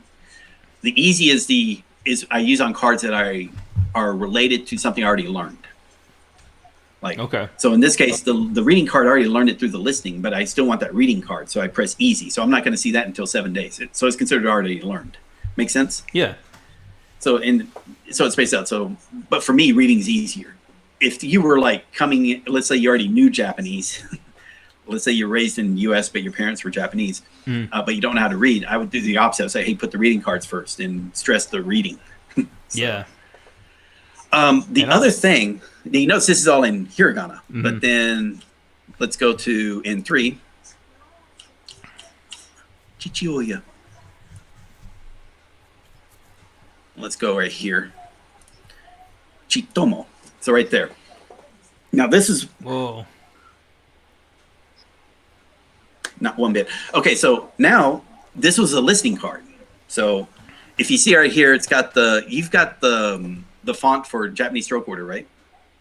Yeah. Well, so you know what? I don't know if I do or not. Actually, I know that like I don't not know if the Anki one. Those are images. Yeah. So this is a font. It's free. Just do this like kanji stroke order, and and I do it like the character. It's at a bigger font size. But yeah, it has the stroke orders on there. I gotta like, maybe you can make it as big as you want, but yeah, so it's there. And all right, so right now it doesn't matter there, but you already see it's got the furigana, so it's playing above it. That's no problem. You got more notes. It's got a translation. I don't, not at all. So there's nothing complicated here, right? Makes sense? Yeah. And you can see you can add a Japanese definition if you want. It's not part of the deck I share. You do that on your own. Yeah, that makes sense. Because when I was going through here, I already knew some Japanese, so if I already knew a word, I added the Japanese definition for reference. So makes. But anyway, what I do an extra thing, which is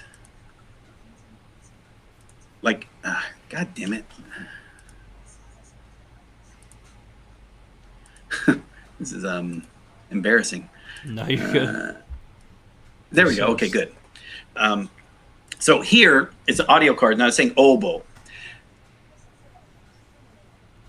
Yeah, so this is like applying for work or something. But the oboe. So here I'm hearing a word. Now this is what I do on my own. Is I visualize what are the kanjis for this word, which is it's cave and heart for O, and then bo is like the happy graveyard with Superman at the happy graveyard hiring stuff. Okay, so there you go. So there's the cave with the heart inside. Apply first aid in the cave. So apply or assist. And then Bo is like a hiring thing. So, Superman's at the I was thinking of the death of Superman since Superman in a graveyard. And we can talk about that when we get to the kanji deck, but it's like, now this is what I do. I don't recommend it to people, but I'm putting kanji to use. I'm using these decks at Tango because this is where Tango is useful as opposed to Morph Man, and I'm doing it for this very specific purpose. If I can hear a word and I know what it means, but I don't know what kanji go for it, I keep the card. But I'm using it like, can I write the kanji in my head? So gotcha. Now I don't have to write it out physically because that takes a lot more. That makes a 30-second card. A 10-second card turned into a minute-long card, and that makes your reviews take too long. Yeah. But for here, I can visualize it real quick. Cool. Go on. So I know what it means. I know what the sentence means. So mitsu no kigyo ni obo shite miyo to omoteiru. So I'm thinking about applying to 3 different companies, or enterprises say there, but yeah, companies. Make sense? Yeah. No, I think All right. I think it does. And then for the reading, it's a little different. Here is, I'm reading the word. Now, I don't look at the sentence yet.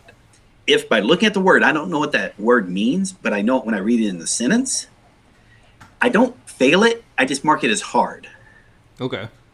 Because, okay, again, I understand in context, but I don't know it outside of the context. So it's not a fail, but, and it's just me personally. And if now the limit on that is 6 months. If I hit hard, but it'll put it over 6 months, then I'll miss it. Because like, okay, look, maybe let me look at this, keep looking at this card, and maybe give it a little bit more of a once over. Maybe it'll finally get into my head. Make sense? Yeah. You don't have to do that. That's just my own thing. No, I mean I get where you're coming from. It's the reason these are suggestions, not you must do this. Right. Resistance is futile. It will be assimilated into the MIA abstract construct. He's absorbing all the languages. He's over 9. He's over 9. I have never seen Dragon Ball Z, so I can only repeat the meme. Okay, so Yeah. that's Tango. So way I recommend is Hiragana, Katakana, Tango in 5. And at the same time, you can do the kanji deck at the same time or wait till after you're done with the deck. Mm-hmm. Either or. They don't interfere with each other. Yeah, Make sense? I found it works great. Okay. Great. And if you don't do the kanji-fied deck, it's even easier because now you're just worried about learning words. You're not worried about words in the kanji go with it. Mm-hmm. Now you'll have people bitch about that. Whoa, why I gotta mess with this word again? It's well, yeah, no, but you've increased your knowledge, so soon you're gonna find out there are words that have a kanji variant, but you don't learn a kanji variant because it's not used normally as a kanji. But later on, you're going to realize because authors are pretentious dicks and they're going to be putting kanjified words in their novels, then you got to learn it. If you've seen Steins Gate, he's a pretentious dick that likes to use English words from Norse mythology. So it makes it difficult to understand what he's saying, but you kind of have to know what those words are to understand what he's saying. Right. Make sense? Yeah, no, absolutely. All right, so let's go to kanji. Now, this is where you might like this. Okay, so it starts off with Noma. Now, do you know what Noma is? The repeat mark. Okay, no. Now, it's called Noma as it's the katakana for no and ma. Okay. So you do no and then you write ma. The katakana for no and the katakana for ma, and you get the repeating mark, Noma. Okay. You've probably seen this, right? Yeah, I've seen that. But you see the no and you see the ma? Yeah. There you go. So that's Okay.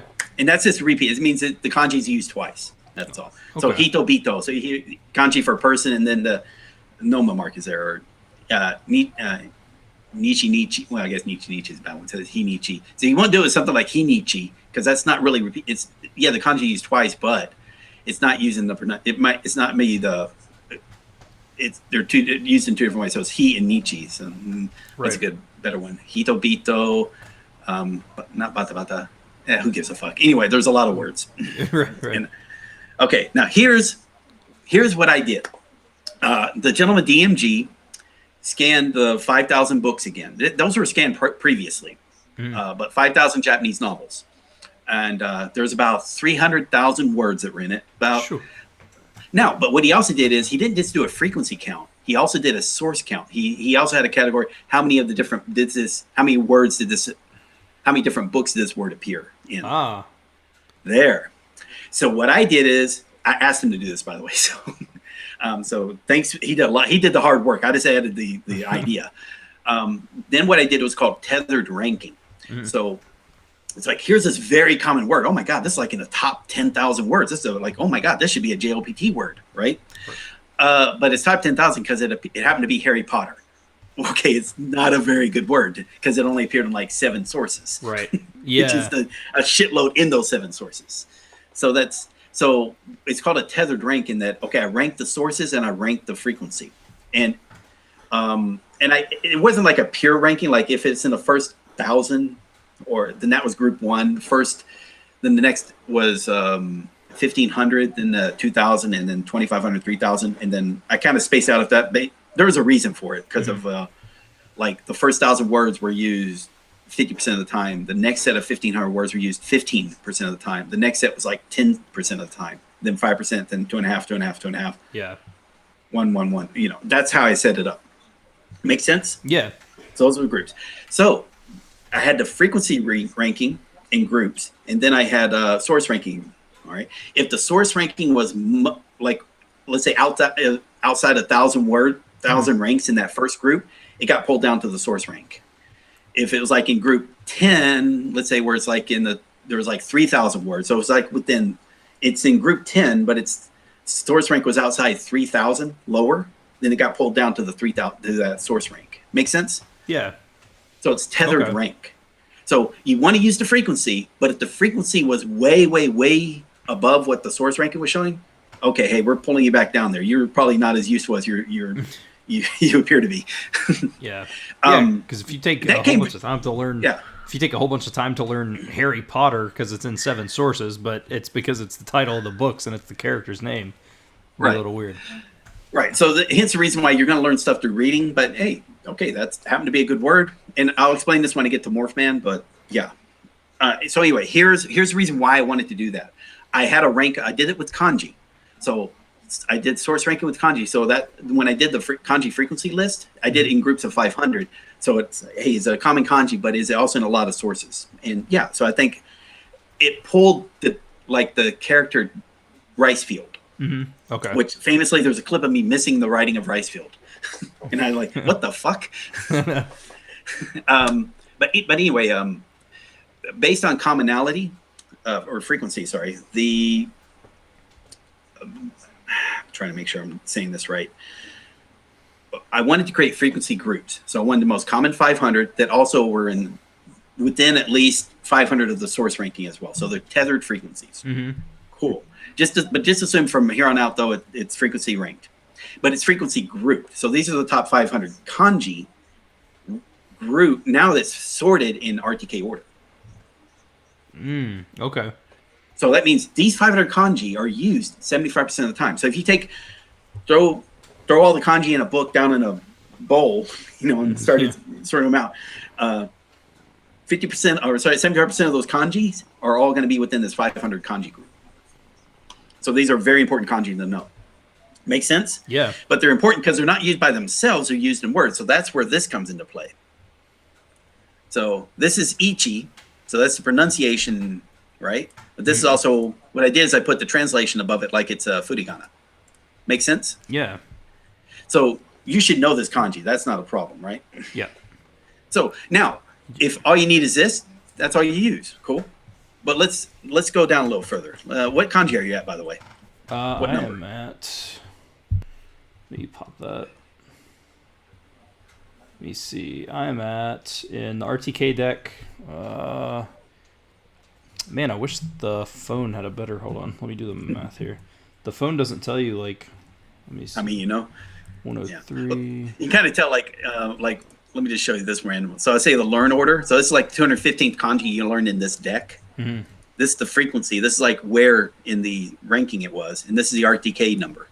So this is exactly what Matt doesn't like putting on his cards because it's way too much information. Mm-hmm. But for me, I like it because I can I can immediately find out where this card is based on whether I use RTK 4th edition or 6th edition, and I know the learning order. It says that I'm 871 deep. I've got 379 left. Oh, okay. I don't know how far, but okay, let's that's 1250 because the new deck is about 1250. So that makes you got 800 or something. Yeah, let's look at 800. Let's look. Okay, yeah. Now here's 871 in the deck I've got. Now it's going to be different than yours, obviously, because this is not our RTK. But here's income.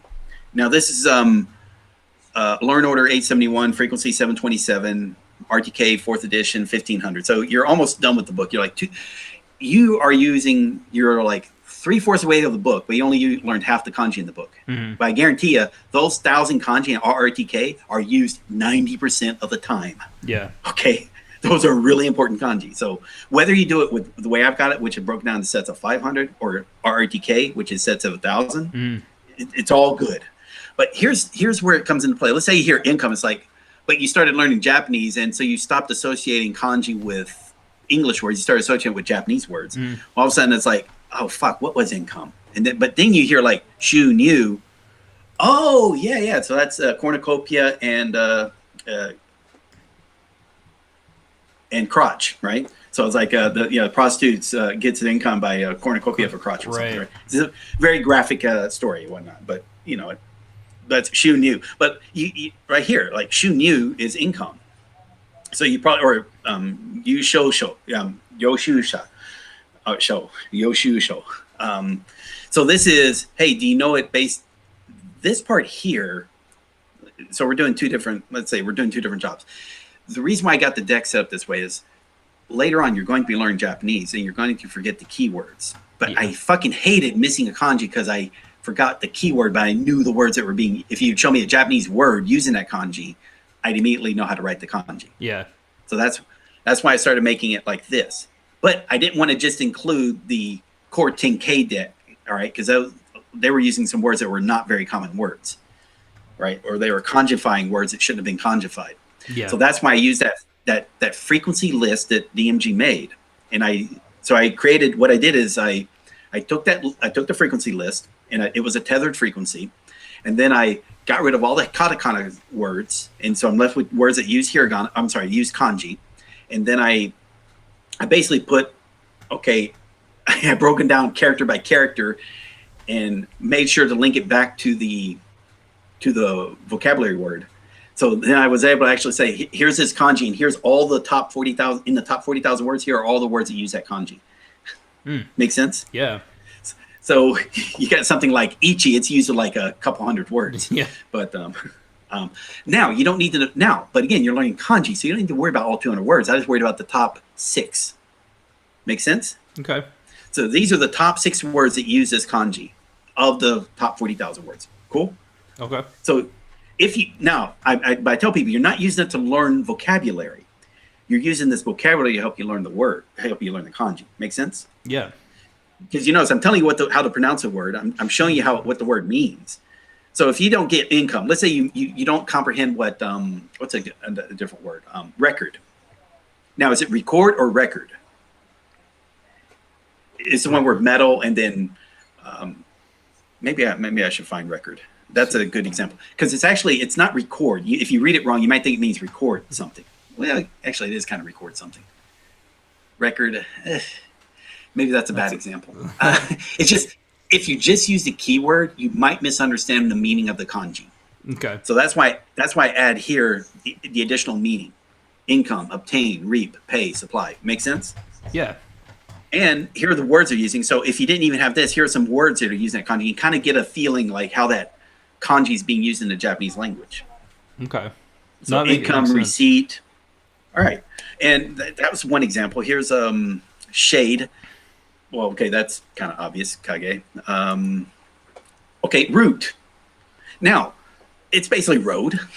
Right? Mm-hmm. Now, but it's not road because that's kubi and road, but this is kind of very similar. This is to as in amaru. So think of road scales. Remember the weighing station along the road? Mm-hmm. I think so. Yeah. Yep. All right. So here's the kanji, obviously. Right. So this one, now we're going to explain to you how to, I think, a better way of memorizing kanji. Because I think, are you just using the sentence, the story? Yep. Are you visualizing, are you seeing like a weighing scale, like a scale, like, like a bathroom scale or the scales of justice? Are you seeing a scale in your head when you see this portion, the top portion of that kanji? Nah, I think that's one thing I need to get better about because I don't, I read the story in it, but it's almost just like a... Like, who is your person? An afterthought. For Hito, who's your person? See, I don't have any. I just know the character. Now, mine is Batman. All right. Okay. So Batman at the elbow of the Buddha statue. All right. So there's elbow and there's Batman. That's Buddha. There's Batman and Cowgirl. Batman had an affair with Cowgirl. So there's Cow and there's Batman. That's Ken. Now I do. Make sense? Okay. You know what? So that was in the RTK deck. It's the stories that Matt used is Mr. T. And then mm-hmm. I saw somebody else say that they used Batman, and I changed that to Batman in my head. Yeah. And it made a lot more stuff make sense to me. Right. So for me, Thread, Spider-Man, that's obvious. Power, Superman. Mm-hmm. Chikara. Superman, because he's a powerful guy. Some people use the Incredible Hulk. That's fine. I use comic book characters a lot, but for Kai, for Shellfish, SpongeBob SquarePants. It even looks like SpongeBob SquarePants. That makes sense. Yeah. For Shi-Chi, Seven Samurai, so I just think of a Kurosawa scene with the number 7 for that one, because he's cutting off something usually, so that's easy enough. Harry Potter for the magic wand, like for Up. Okay. That's Harry Potter, so he's waving his wand. So that's my visual for there. Okay. So for outside, there's Harry Potter going outside at night to practice magic. So night or moon and magic wand. Yeah. Make sense? I think that's. So I'm not thinking. I'm visualizing the story. Like I'm seeing this. I'm seeing like Harry Potter went outside. And there's the moon, and he's waving his magic wand. I mean, I visualize that. This is this one's easy because it's just weighing scale. So I think of truck scales on the road. So because that's very common in the U.S. Yeah. Weighing stations. Oh, good. Yellow. Here's a really good one. Okay. It's pretty straightforward. Now, if you look here, you notice there's only 4 words, not 6. So here's a cool one. There's also a few kanji, like for aisatsu, I think would be, for example, for greeting. It's only 1 word uses those 2 kanji. Those 2 kanji exist for that 1 word in all top 40,000 words, right? So in those, that's an extreme example. But if you see that, then just learn that word. Think of it as like aisatsu 1, aisatsu 2. You know, instead of thinking of it like the weird word Hazek gave it. Like a good example would be Keating. Now, Keating is giraffe, or it's also mythical beast, and it's also a beer in Japan. Okay. All right. Most people know what Keating is, and they know the word when they see it, but they couldn't draw it. But if you think of Keating and you think of it in kanji 1, kanji 2, so think of giraffe 1, giraffe 2, as opposed to what he gives it out. He gives like 2 different disparate words. Those 2 kanji exist for that word, Keating, for the most part. And the reason why if you do it that way, then it's like, okay, what is the first kanji of that word? What's the second kanji of that word? Remember it in that way, as opposed to these weird Hazek keyword that he gave it. Yeah. And you can tell if you need to do it based on. Let me just see if we're getting luck. Let's do it like here, rose. Let's see if we're getting luck here.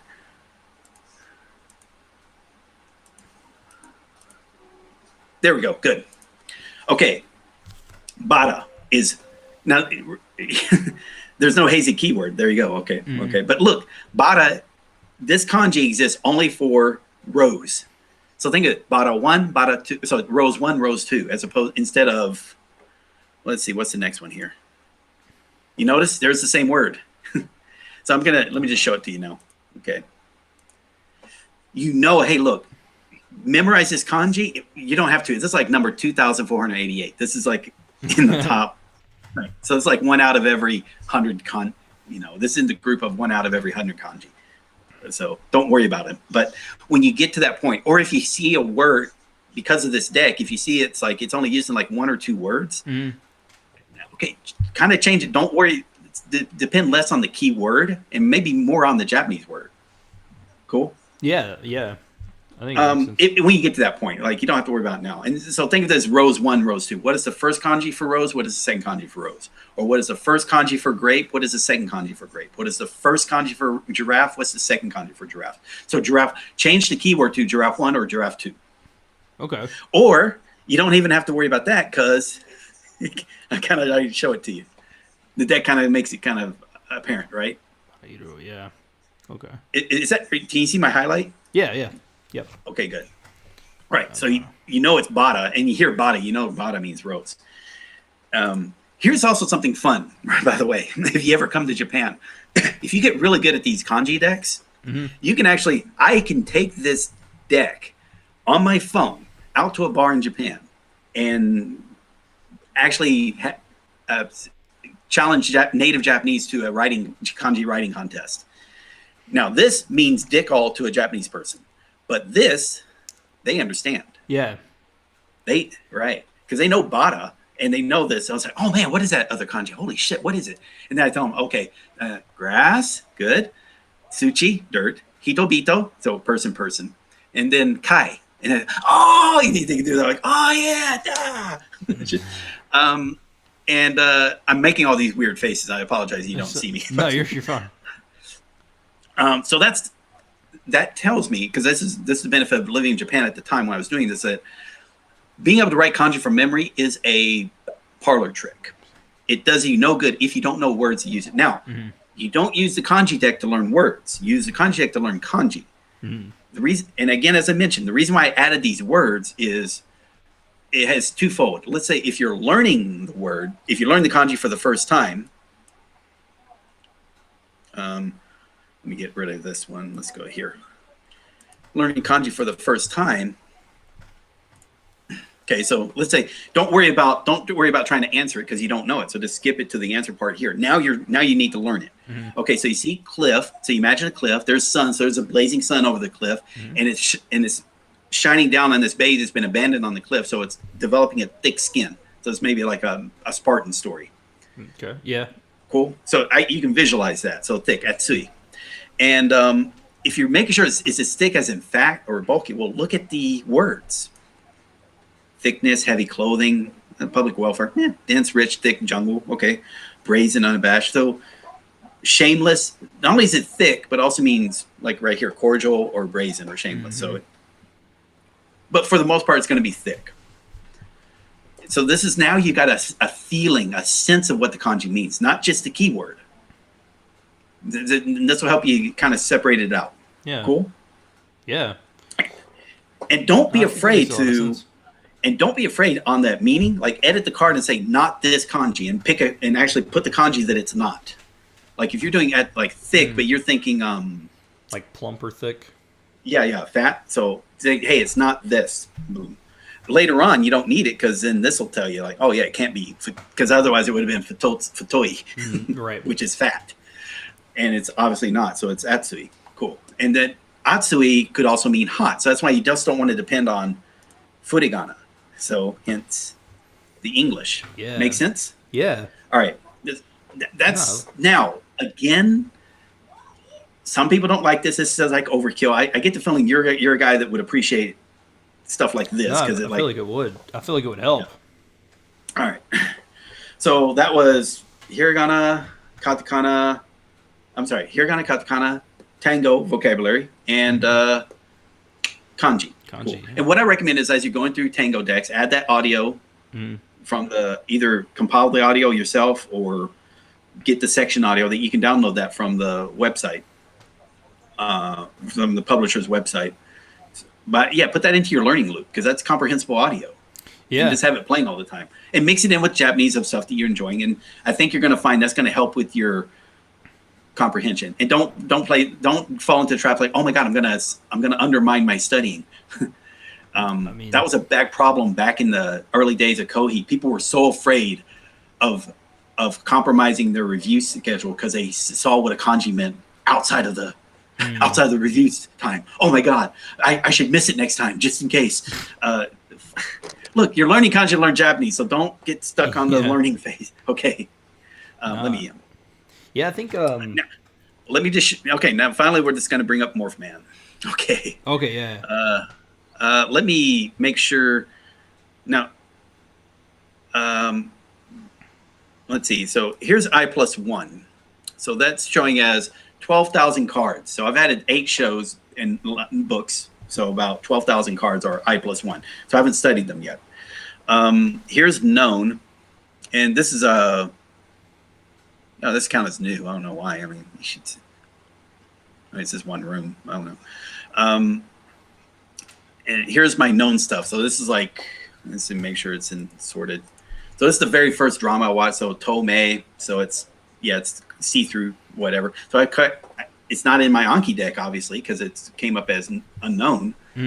But so that's all I did is press K and now marked known. And hey, okay, as far as Anki's concerned, or Morphman's concerned, I already know it. And, there's Zettai Kodeshi. A lot of the known come from Zettai Kodeshi. And then Hanayori Dango. You get stuff like this, and people hate Morphman because it shows you stuff like that. It's like, press fucking K. Who cares? Yeah, just press move K. on. And go. Yeah. You're going to get into it. And Yochien, kindergarten. Um, let's see, bareru. Oh yeah, that's a word I learned from just watching. First time I learned it was Boys and Girls in the City, the Terrace House, right? Terrace House, yeah. Yeah, bareru. And then here's Tsukayama. I knew what Tsukayama was because so that's a word I learned from, obviously, because it was in the title of the fucking book. Right. But yeah, this is when I took cosplay, dragon. I mean, this is pretty straightforward, right? But yeah, so and now I'm down to Keikon Dekinai Toko, and there's not as many known words from that story because one, it just recently added it, but a lot of the gimmies are already known. So that's why I'm finding fun with, this is like building something, tate. So this is cool. So this will hit known. Who cares? You know what this is, right? What is a disease you can get sitting around in a temple all day? What is the disease you can get sitting around in a temple all day? Yeah. Hemorrhoids. I don't know. Gotcha. Okay. Gee, but I'm saying this is but there's temple inside a disease. So that's a very, now that one's more of a story. I'm not visualizing some old guy's hemorrhoids, but that's a word one there, but still that's a gimme, right? Okay. I just happened to know it. Now, this was a very important part of Keikon Dekinai Toko because in the first episode, he's suffering from something like really hurts. And they're checking if, hey, it might be hemorrhoids. Or in this case, it was a blockage, but yeah. Gotcha. And this is Kinchiku because he's an architect, right? I'm saying these are gimmies that I didn't have to add I didn't need to study on. Traditionally, via Anki, I learned it just through the reading process. That's why I like what Morphman can do. Now, this is what a new card looks like to me. So it'll be the word here, and then there's the sentence. So if it's a word I don't know, all I do is I highlight and press Control S, and the dictionary pops up. Yeah. Right. And hopefully, first 6 pictures I put the pictures first. So that's the I can't show you this, but yeah, but the images pop up first, then the Japanese definitions, and then the Japanese English dictionary. Right. So that way I'm scrolling through, I decide like, hey, do I know it enough or do I need to lean on the English? If I get it with the picture, good. I just use the picture. If I use it definition, Japanese definition, good. I only add the English definition if I need to use it. Because if I was able to do it with the image and the Japanese definition, then fine. Okay, awesome. But I'm not going to do the recursive where I'm looking up the definitions of the definition. Definitional words in the definition. Yeah. You can do that. I could be wrong, but I think that there is a reason you want to do the monolingual approach is that you don't want to be thinking in English. Right. Like, now that's really good for, I don't think that's a problem with nouns, right? Because I mean, if you see something like walnuts, well, okay, you don't need a very lengthy definition in Japanese to try to then guess from that what walnuts are. Just show a picture of walnuts, for example. The picture is definitely worth 1,000 Japanese words. Right. But if, let's say you didn't have the picture, but if you saw the English definition translation and it's just one word, that's what you want to use. But if it's like you get something like say or nama, and there's like quite a few English words that are coming with that. Yeah. That's a very bad example to use. So that's where the Japanese definition is probably going to be a lot better. And there's probably going to be a number of definitions because it's going to be used in different ways. Now, that's a failure of Morphman, by the way. If there's like different ways a word can be used, Morphman doesn't care about that. It's going to assume you know all the ways of a word. Yeah, I could see that being like, I don't know how frequent that happens, but I could see that being it's frequent. No, it's frequent. I mean, right. But here's the thing: who gives a fuck? In a way, because that's where Tango comes into play. I'm still going to be using Tango. Now, I'm not going to be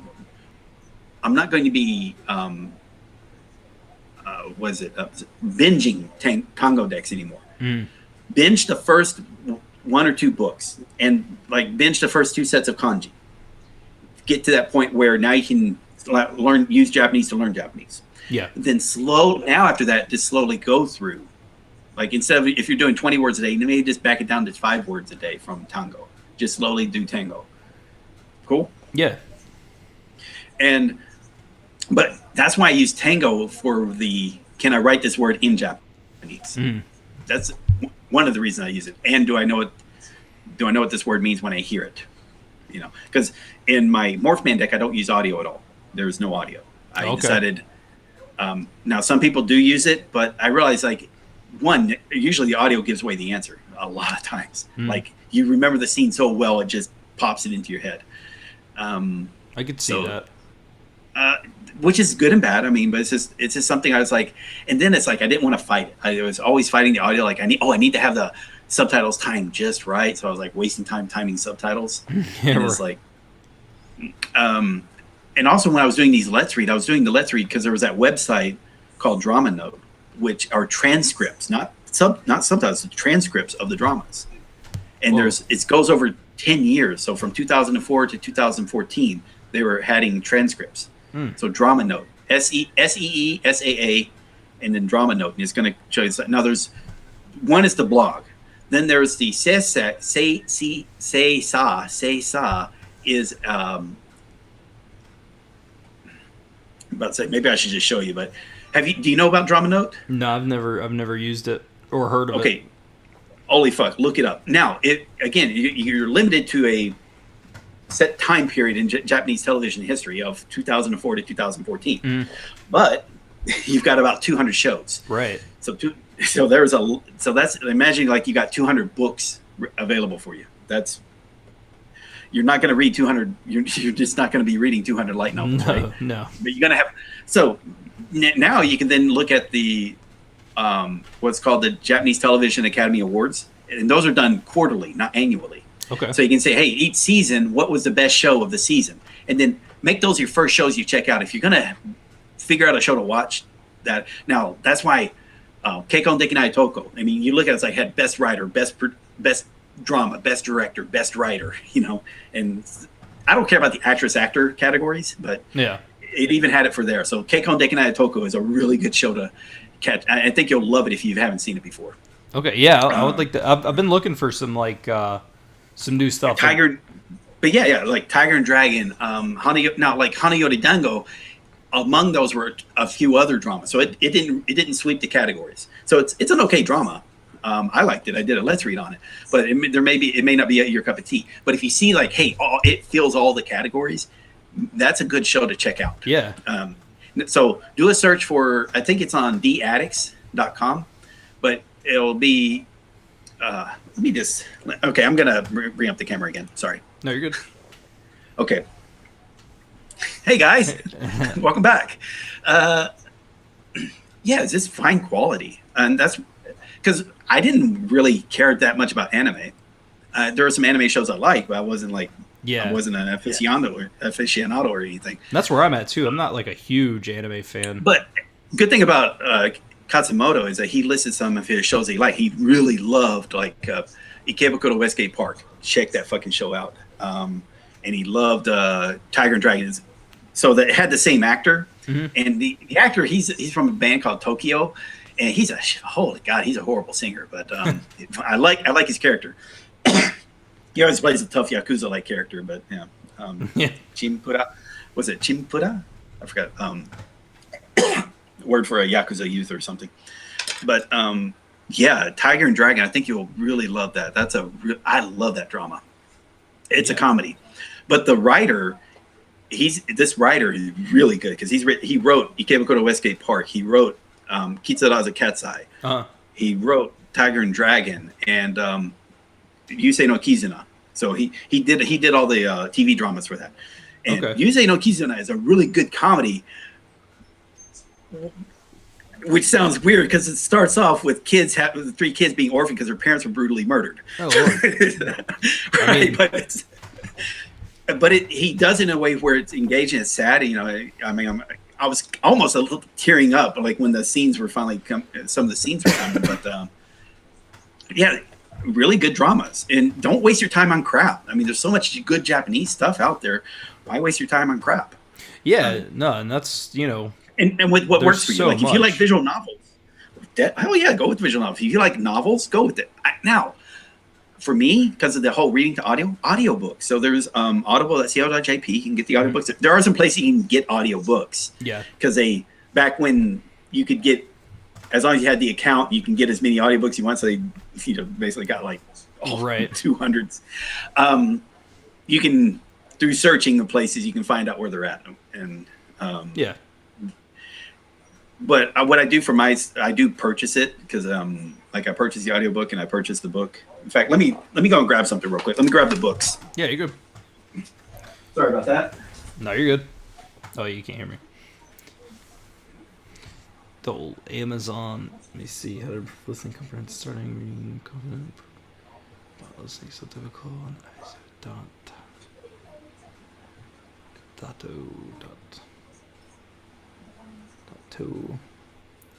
Streams. So Now this isn't everything, but kind of give you an idea. Like these are the stuff I've read online. Like, Okay. Here, let me put the earphones on. And now this one I didn't read online, but this is the book of that TV show I was talking about the children who had the parents murdered. Okay. So you can see it's about 600 pages or something, but it was a really good read, and it was different than the show. Gotcha. Right. But in the same way. So I mean, I was seeing the scenes play out, and there's quite a lot of changes, but it was still fun. So it was like a new experience, even though it was the same story. Yeah. Zero no Skyama, which is a fucking stupid anime, but but I saw the first few episodes of the anime, and that gave me the visuals for when I was reading the book. The book was fun. Kimi no Nawa, very famous as far as. So I recommend the book, by the way. And the voice actress, the reader, I don't know her name, but she did really good doing the male and female voices. So reading along to the audios, I think, is quite worth it. Now, here's the Harry Potter books. So I'm almost done with book. This is the third book, and I'm not going to do any more after that. But the second half's coming up. These are okay. It's a male voice actor, and I probably sound more, when I'm reading. I probably sound more like him because I'm hearing him a lot now, and he's got a very good voice. He just him doing a teenage girl is not one of them. Right. Henny, Davides. I don't. Okay. I can't. Sometimes Or that's his like. name is a high pitched nasal sound. Damane. I mean, that's like super distracting for me sometimes. Like if I'm listening to something, because sometimes I will listen to audiobooks, well, in English, like, but like, if the voice actor, or, the guy reading it or girl reading it tries to do a lot of voices, and it's not like, I don't know. Sometimes it can In his take repertoire? Yeah, it can take me out of listening to it. Yeah. Well, that's why I've said like the female for these two that they're female voice actresses, but yeah, they did quite well on them with the male voice because they're playing like usually the leads are young male leads and young female leads, so the voices are not that difficult. Right. But Harry Potter obviously has got a big stretch, and it's not always natural Japanese. Here's something funny though. I mean, I bought manga. What's about though? I just never read them. Like these are still in plastic. Dude, I know everybody's freaking out about that Yotsubato show or whatever it is. And I reckon it's a show. No, I don't think it's a show. Manga, I mean. Manga. And I was looking over. It's like, I can, because I'm kind of changing my mind now. Because if that's not your cup of tea, get Peppa Pig. Dude, I've heard so many people say it's in Japanese, and there's a website where someone transcribed it. Like, actually, really, what happened was the website translated the English subtitles, but actually, there are no subtitles. What I'm saying, they translated the English into Japanese, but it matches up pretty closely to what the Japanese audio now, the Japanese dub is, and it's a children speaking to children, so it's not using like the story of Little Red Riding Hood is a children's story, but it's very complicated for someone learning the language. Similar with any of the fairy tales from the 1800s, and or a children's story like. So in other words, don't get something that's meant for children. Right. Find one where it has children talking to children or children talking. So that's why Yotsuba is good because it's a child talking, so you comprehend what she's saying. Gotcha. And she's using very normal Japanese, but her vocabulary is limited. Yeah. So but the grammar isn't limited. Right. So I could see that being super helpful. yeah, so Pepper Pig maybe because each of the episodes are 5 minutes long, and yeah, there's a yeah, it's somewhere on the Discord, and actually no, I linked it on the Learn Japanese website or subreddit. I linked it the Pepper Pig the link to where the person who did the translations.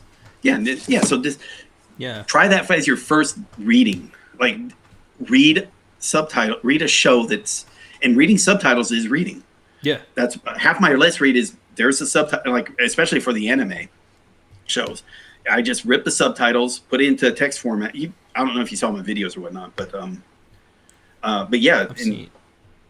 Yeah, so the let's read when it's a show, not a transcript or a book, it's the subtitles. And so I'm reading the subtitles as the show plays. And I'm concentrating mainly on the subtitles, the text. So I am reading. And I'm not watching what's going on in the scene a lot of the time, so I might be missing something. But it's still fun and it's still engaging. And do it for something. Don't make my mistake and maybe start with a drama. Start with something like Pepper Pig. You might be, and you still get the benefit. Like rip the audio, cut out the intro and the outro because that's going to be repetitious. So you don't need to hear that all the time. And I think you'll be fine. You'll find that you're going to get native level comprehension. Yeah, and it's in short bursts like that. Yeah, it's in 5 minute segments and just okay. You may not even know what it means, but as you start, so put an episode of Pepper Pig with, let's say, that 1 or 2 minute audio of the Tango section audio. Finish the Tango section, do a Pepper Pig real quick for fun, and then mix those two audios together, and that's your loop. And that's playing in right now in the background is audio. Well, actually, it's a TV show playing, and that's just playing all the time now. And it's there for when you do pay attention. Yeah. It reverts from being passive audio into active audio every time you pay attention. And that's called what one guy put as oral snacking. You're snacking on audio. It's sitting in a bowl, right? So it's not doing you any good yet. But when you're ready, it's there for you. Yeah. I like that. I really like that. I'll probably start using that, actually. I'll probably just totally steal that. Yeah. And, it's kind of weird. Like, I'm up to about the 20th, I guess, season. I don't know how you put it. Like, so every time I show, I consider that like a book. Right. And people make fun. It's like, oh, he's saying that's reading. It's like, well, yeah, it is reading. But if you did the word count, it comes up to about 200 to 300 pages. So roughly about the first time you do this, 5 minutes is probably going to take you an hour. Yeah. Then later, it's maybe 5 minutes takes you 40 minutes and a half hour. And soon, 5 minutes is taking you 10 minutes. Like right now, I'm at the 5 minutes of reading is roughly takes me about 10 minutes to get through because I got to pause and look up stuff. Yeah. If I didn't pause, well, it's going to take 5 minutes takes 5 minutes, but there's less comprehension. By pausing and looking up, I've increased the comprehension that much more. And I'm not missing key plot points. Yeah. That's the part because when I first tried AJATT, and I tried it with Tiger and Dragon, and if you see the drama, you understand this why there's a big problem there. Starting this, that there was no comprehension. I was not enjoying the story, so I got the English subtitles and I watched it. And oh wow, this is fun! And I started doing it with the other dramas. I just was adding English subtitles, but I was only watching with the English subtitles, and I'd rip the audio and put it in my loop. But the benefit of doing it at that early stage was that I got to find shows that I liked. So I had this large collection of Japanese dramas, and I only watched it with English subtitles. That's why Last Friends was a kind of a really good situation because I watched it in Japanese entirely. That's when I started watching. After that point, I started just watching shows in Japanese, with subtitles. Now my comprehension still wasn't good, but as long as there was subtitles in Japanese, I could comprehend better. So I was enjoying the show. Yeah. And then when I put it in loop, then my listening improved. So now I can comprehend even better. And that was helping. So it's just built on each other. So that's why I'm kind of hesitant when you get these people. It's like, oh, just do it immediately. Just start immediately. Just start. Immerse yourself in Japanese. Change your operating system to Japanese. Because Katsumoto said he changed his He changed it later. He didn't change it when he started off. When he changed it, he realized he could do it. He didn't get good in Japanese by changing his operating system. He was able to change his operating system because he was good in Japanese. Yeah. And then it gave him more. It was like more extra stuff. And then he was working in Japan. You're not like me. I live in Japan, so I get exposed to Japanese passively all over the place, just walking down the street. But you're just going to be experiencing it. You got your day job. I don't know what your job is or anything, but you do that in English or whatnot. But also don't make changes that make it now difficult to learn Japanese. It's like, imagine you go straight to the monolingual approach because, Kat said monolingual, so we got to go monolingual. Right. We got to go monolingual, and then that stopped people learning Japanese. It slowed learning words down to a crawl. Yeah. When look, once I found out, like, hey, let me just figure out what the sentence means. Now, at first, that was the only thing you do is like the English subtitles. That's where subtitles came in.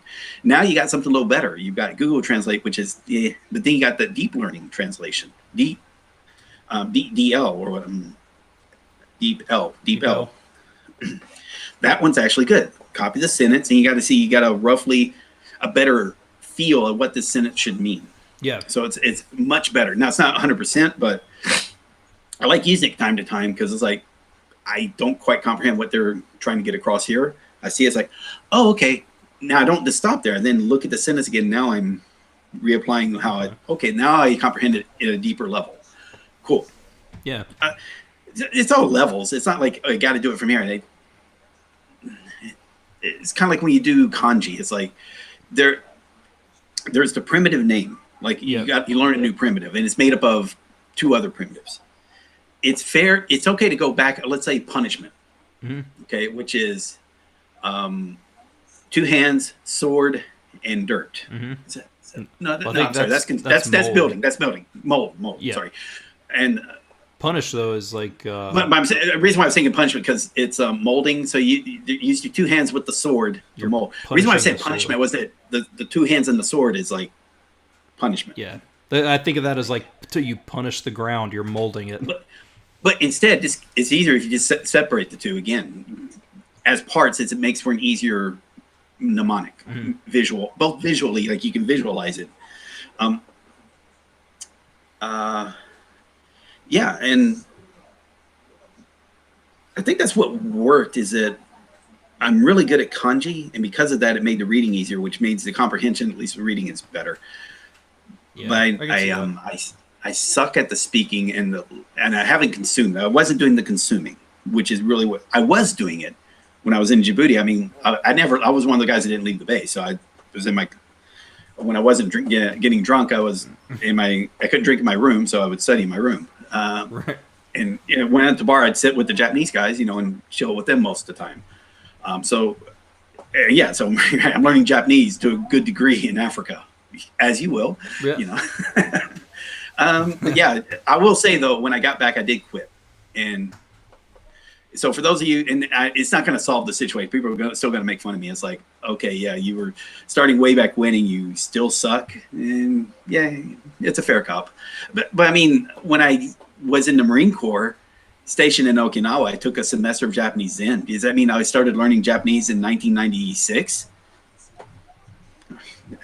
Or was it when I watched my first anime?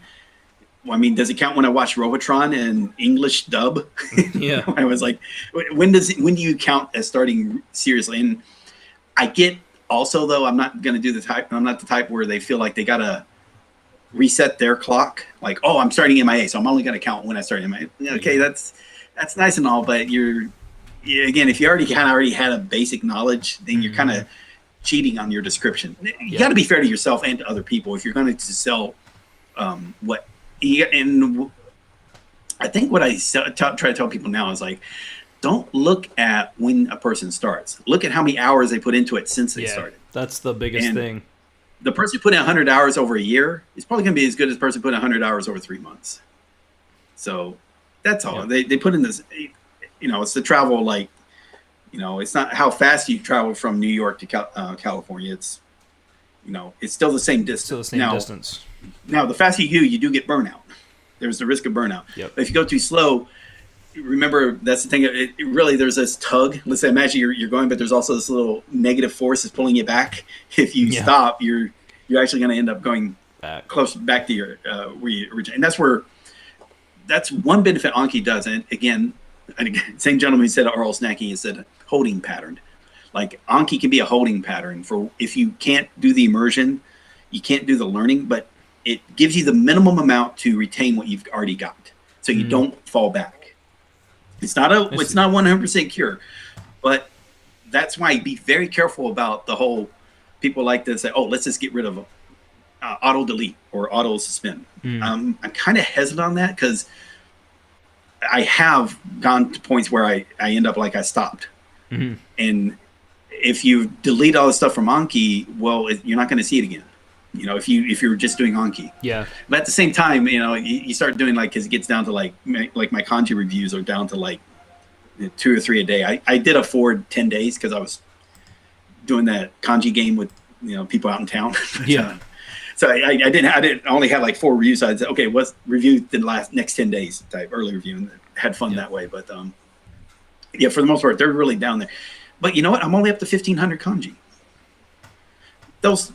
Now, I studied up to 2,500 when I first started. And I knew, like, some of these Kanji I don't need. So that's when I started getting the whole feel. Like, when you remember when I said about the RTK Lite, I said, hey, why don't we just study the first 1,000, like the Kanji from the JLPT N2, which is 1,000 Kanji. Why don't we just study that in RTK order and get through it, so we're not wasting so much time on these rare Kanji that. So that actually was a popular thread and a popular idea. And I just took it a little further. I called it RTK Ultralight. So it was like 500 and then 5. So back then it was the JLPT 2, and JLPT 3 was about 500 or 600 Kanji. So I said, okay, let's just do that and then see how it goes. I thought it worked out quite well. It's similar. I think James. I don't know if it was me that got James to turn around. I'm saying James. Sorry, he got Matt to turn around. I don't know, but I think it's been positive because that was a big thing with MIA at the time when it was still AJATT. Yeah, is that 3,000 Kanji? That's a big fucking investment, and you're not learning Japanese. You're learning Kanji. And I think that helped a lot more people get into the system when he changed that, and so it was a very good decision on his part. Some of the other changes he made, I think, has helped. It's like he made it less of a like you got to dedicate your life to it. It's like, hey, look, the more you dedicate, the faster you get. Yeah, you know, and don't downplay people who know their life better than you. You don't know the other person's life, so if they're saying, hey, they can't do something, just take them at their word. But you got to be. You also can't blow smoke up their ass and saying, "Oh yeah, you'll still be doing." No. Look, yeah. If you're doing the hour a week, you might maintain. You're not going to get better. Yeah. So you aware of that. So that's really what it boils down to. Be honest, and don't be arrogant. God, don't do the gatekeeping. God, this is the toxicity of the Japanese learning community at times. Good God. There's boil definitely the shell off of a turtle. Man. Yeah, they definitely. There's a lot of people that like to show their. Well, like I said this the other day, like the only thing that I would say negative about the MIA community is Matt. I'm not even talking MIA community. I'm just talking the Japanese learning community, like as a whole. They'll hear one of the bigger name people mention something, and then people will go and tout it as gospel, like they've always known about it, even though it was something that was just said, like in a video that day. Oh yeah, it's like the hazing thing. It's like, oh, people have been doing that for. No, they haven't. Sorry, there's a reason I can write kanji a little bit better than natives, like the super rare kanji. One, they don't write kanji all the time. There's that. Two, they learn kanji a little bit differently. They don't think of it in parts. I mean, that's the reason why you see them with their palm in their hand, and they're not thinking in parts. They're thinking as a whole. So they're muscle memory on a lot of that. Because again, they've had to write kanji a lot because of in school. They're going off muscle memory. And Hazig said when he already knew a few languages. He wasn't a scholar in languages. He was a scholar in religious studies, but he needed to learn Japanese to teach at this university that was opening up. That was hiring him to teach there, and part of the contract was he had to learn Japanese. And he knew that hey, there's something wrong in Japanese land learning as far as learning is concerned, because he saw the language itself is not that complicated. He could already tell that just from, but he looked at the kanji book and he noticed like the kanji books were not being used. Like the first part was always well worn, but the last few pages he had to pull them apart because they hadn't even been flipped through.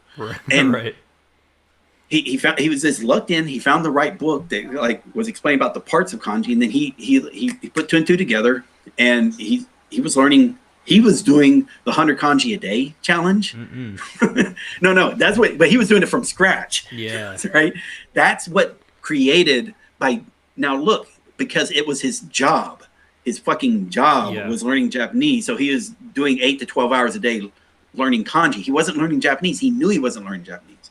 He was doing it, front loading that, knowing it was going to make the learning part easier for when it comes to reading.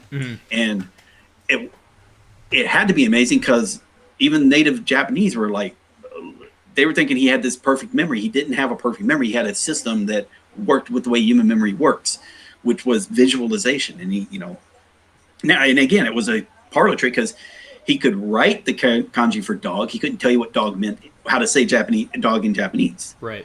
He could write the kanji for the kanji for cat. I think he said it was cat. Pack of wild dogs, flower, field. He could write it. He just didn't know how to say it. And they were like, "You've been here this whole time. You couldn't say dog," because there was like the 4chan back in their day. Yeah. It's like dismissing this amazing accomplishment because there was something that he wasn't good at. So that's a very toxic way of approaching things. It's like, look, but fortunately, one of the gentlemen who was not native Japanese, who was one of I think it was like the president of whatever, he saw what Hazing did and then told him, "Hey, write this book." And so Hazing wrote the book, and it was always selling. I mean, I remember back before 4th edition got released, 3rd edition was going up like $200 or $300 on Amazon. Good Lord. Because it was nowhere. You couldn't find it anywhere. And it was becoming more important because the website Kohi was bringing how this was a very useful book to have, the stories that Hazing gave. But again, fortunately, 4th edition finally came out. It made it more available. Kohi improved on what Hazing did. Hazing made a lot of mistakes in hindsight. Instead of doing 2,000 groups of 500 or 1,000, for example, and then have all 2,000, but just group them in smaller sections in the same idea. Some of his choices of keywords was wrong. I think another mistake he had was he didn't give other meanings. Like he just stuck the keyword and then only depend on that. Didn't give because some words it's not a one-to-one. Yeah. Oh, for sure. No. And you've seen with the deck I share, and this is again where the community, the internet community, improved on the book. And so now it's still a great system. The book by itself I would not recommend just by itself. That with this Anki deck, with the Kohi stories, because now it's shared stories, because he didn't do stories for every character. He said, "Hey, sorry, you're on your own," which is probably a good thing, because some of his stories, because he's a religious studies professor, dealt with religion, which if you didn't know that religious story, and he had the unique keyword per kanji, which meant he was going to flipping through the thesaurus right there. Yep. And can't use, what's another word for myself? Me, myself, oneself. Right. Yeah. I like boku and ore. I mean,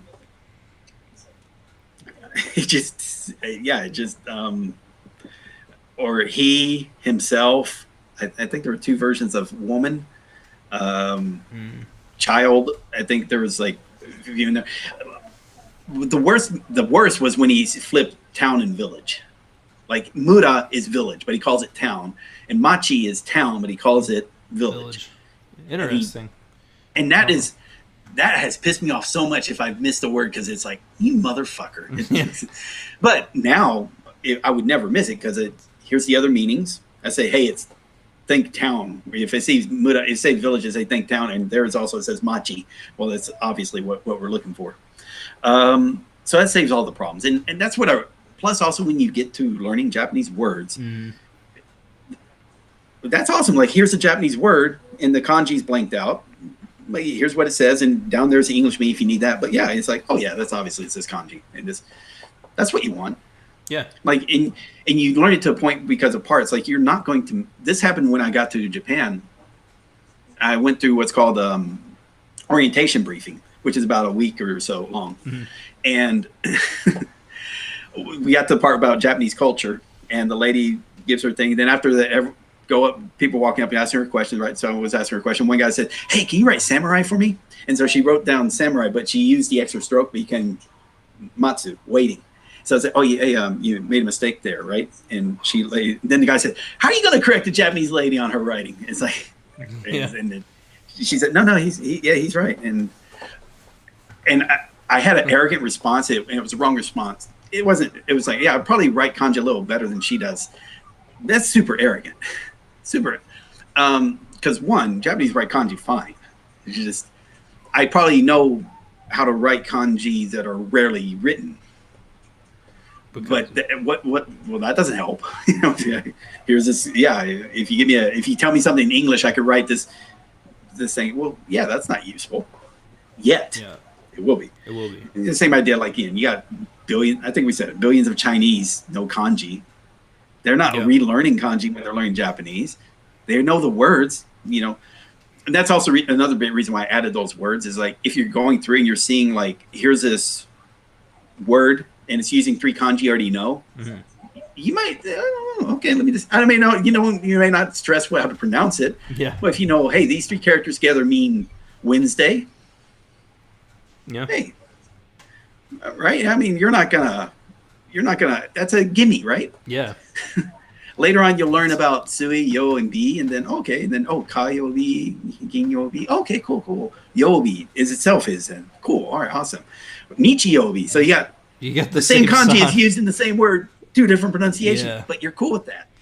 You don't even think about it. It's just, that's how you do it. And then yo, I mean, when you learn, like, you think of peacock, because there's feathers and then turkey.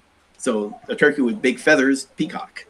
And it's yo, and then the thing for dare, which I don't know. I don't even know what the term is for that primitive. Because some primitives have official terms in Japanese. Mm-hmm. I mean, and if you do the Kanken, like they'll actually, part of the advanced tests are knowing what these characters are, what their official names are, as you will. But because I can't say turkey because they have, what the fuck are you talking about?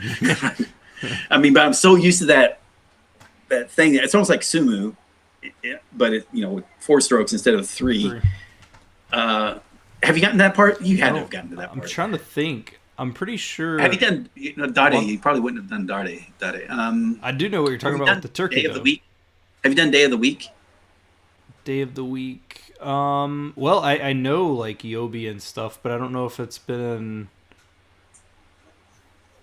But in there, I don't know if it's. I know those, but I don't know if I've done them in like my RTK deck or anything. Yeah, but then you got turkey, but also you do it with horse. Then I treat that as Pegasus, and that's also where authority, because there's respect my authority. So I think of the tree of Cartman hitting somebody with the tree while he's pedaling out. It doesn't matter, but the visuals, fucking raid cartoons, and the Marvel movies have been a godsend. Like for tree, I was using the tree beard from Lord of the Rings, but Groot is probably a great visual for tree. Yeah. For rice, Captain America, because now the reason why you'll find out, like, the reason why rice represents America is America, so it's the me of America, and then because they were using kanji for pronunciation as opposed to kana. Okay. And that's why when you see Italy as a like person and rake. It's because, again, it's like that's the E of Italy. Okay. I wondered, like, that's such a random one for me, for Italy. Yeah, and England, Igrisu, I think it's the E, so that's with the flower, then Chuo, so the center. But that's anyway. That's where some of these. That's why you have these country names related to these kanji. For an example. What are some others? There's also when you get to, if you're doing like trees and flowers and fish, add pictures. I know it's a kanji deck, but put pictures on there. That's a good idea. You're gonna you won't regret that.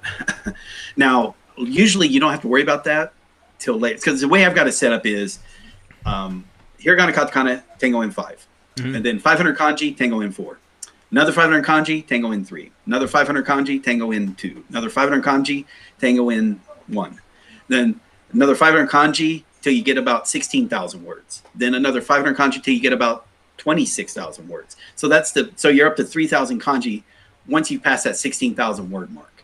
That's all. I mean, but if you looked at the stats, because I did the frequency, that frequency list, that matches up.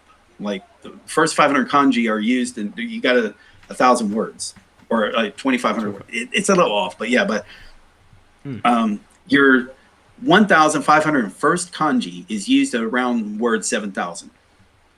Your 2,001st kanji is used at the 10,000th word. Make sense? Yeah. So yeah, now let's start learning those kanji because they're going to start popping up in these word frequencies. And it just makes it a little bit more balanced. Now, if you live in Japan, you're going to have it's a blast because I had immediate feedback as to what I'm learning works. And it was like I was doing deciphering. So it would have been more fun if I had self-revolving and car, and it's like, oh, that's bicycle, because again, that's going to be all over the place. And I was like, oh yeah, I may not have forgotten, I may not know how to say it, but I knew those 3 kanji. So self-driving car. So then self-moving car, jidosha, automobile. Okay, cool. And these are gimmies. So I'll be learning vocabulary even though I'm learning kanji, and it's not too much of a stretch. Right. I think that would have worked better if Hazy had started off that way. And again, it's just when I tell you, if you ever take the deck and you ever use it, now you know why these are there. And you got 2 different purposes. When you're first starting, gimme words. When you're later on, it's like because the keywords fucking suck. They get a little weird. Like I missed rice field because I didn't even bother looking down and say, no, so it's not the one for ta. And right there is ta. So it's like, oh, damn it. Because I didn't look at the words. I thought it just the keyword, I would have had it. And it's like, oh God. Or the primitive, because I also put the primitive name for the kanji. Like I'll say the primitive is, let's say, street sign or nail. Because for cho, it's also used in, you hear, it's called street, I think it's called street, but it's primitive nail, and it's like, oh yeah, okay, that's what it is. Okay, so in other words, I'm not getting distracted by the fact that I rarely use I rarely think of it as street. I think of it as cho because it's in my address. Ichome, Yeah. So be willing to do that. So pictures for for things that are like fish, trees, plants, maybe even country if need be. The flag. Because you'll see that you will see that on the news. By the way, they'll have the kanji up there and they're saying that's a kanji for rice, but it's representing U.S. That will happen. So don't dismiss that part. So there's that. Give me words. Be willing to do that, but you're not missing anything because you don't know what the gimmies are. Because obviously that's on it's on the question side. So who cares? And don't stress too much time on it. Just use that for the learning. Kind of give you a good feel, and then later on you might actually start appreciating it. It's like, oh yeah, hey. Okay, there's that. Then what was the last thing? Visuals. Marvel movies are really good. The DC movies are really. I was doing comic books, cartoons, anime, whatever, but use something that moves. So like finger, I use ET in the stories. So when embrace, so there's okay, so he's wearing ghost. There's the turkey. So finger, embrace, and suggestion was finger and turkey. So ET's like lifting up the turkey, a suggestion of what to eat, something like that. I didn't even think about ET for like finger or anything. That's a good.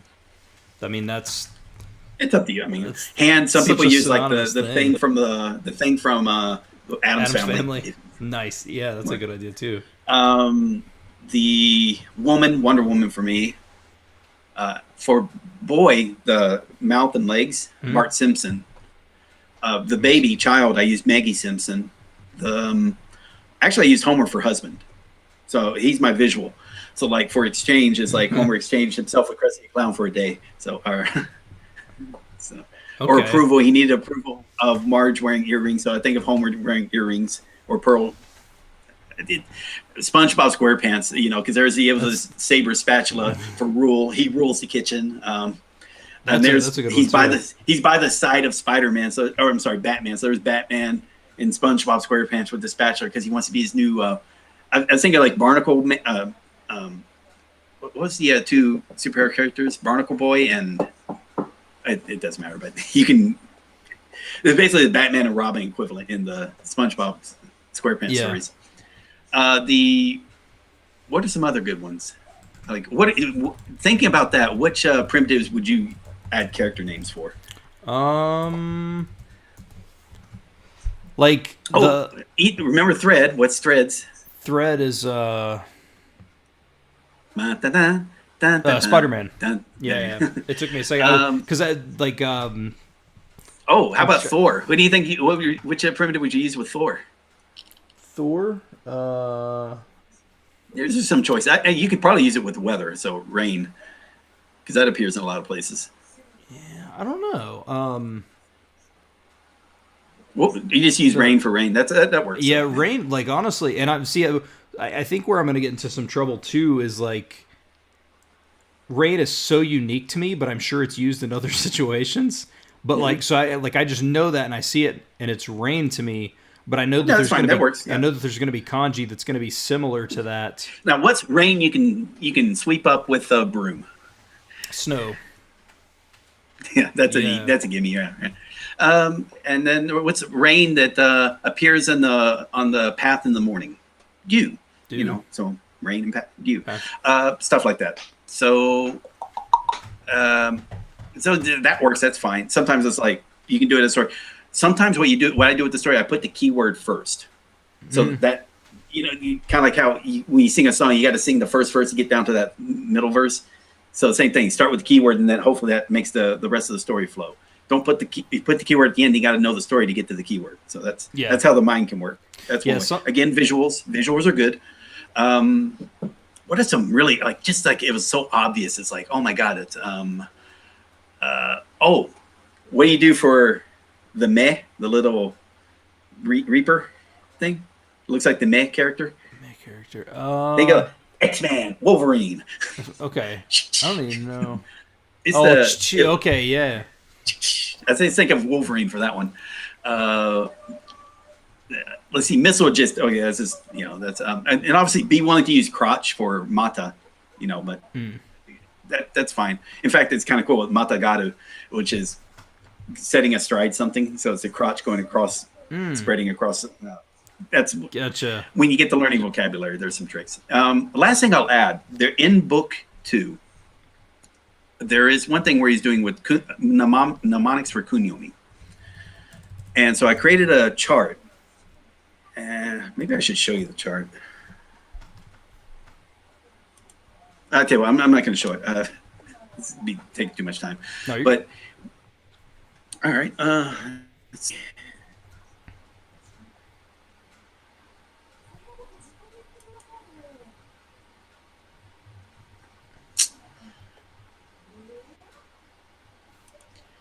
Well, so what he did is each of the pronunciations of the kana, he created a picture, an image. So is river because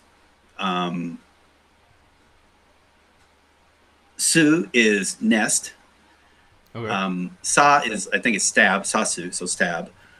He's giving a visual for each of the pronunciations. Okay. So just as you use kanji meanings to help you understand what a word means, now he's trying to do is like for kunyomi, it's a little more difficult because they threw the kanji on top of the word.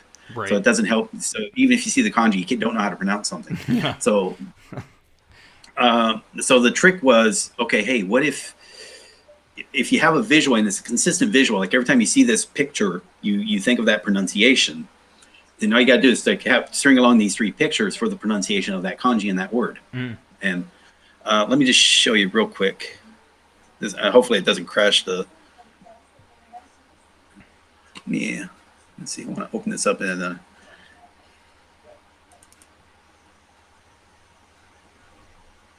see if we're getting luck. Actually, and I did, and I don't do this. I only was using this in Morphman because I was having trouble, because what I do to pass a word, I need to know how the word is pronounced, and I was not. So I that's when I started using these morphs, the mnemonics from the Hasig's mnemonics. Let me just close this out. Come on. There we go. All right, let me share this. Okay, there we go. That looks like that's working. All right, there we go. All right, let's share this. Share screen. Kanji, no, not Kanji folder. There we go. Oh. All right, you see this? Yeah. All right, and that's all. So, like, let's say it's katamari, which is like a clump of something. So it would be ka, so it would be mosquito. Whereas the ga, it would be painting. Eiga, ka. Ka is actually, and by the way, the word for tree in Japanese is ki. So some of these are giving me like kudu for ku, so spin or reel. So I think of a fisher railing.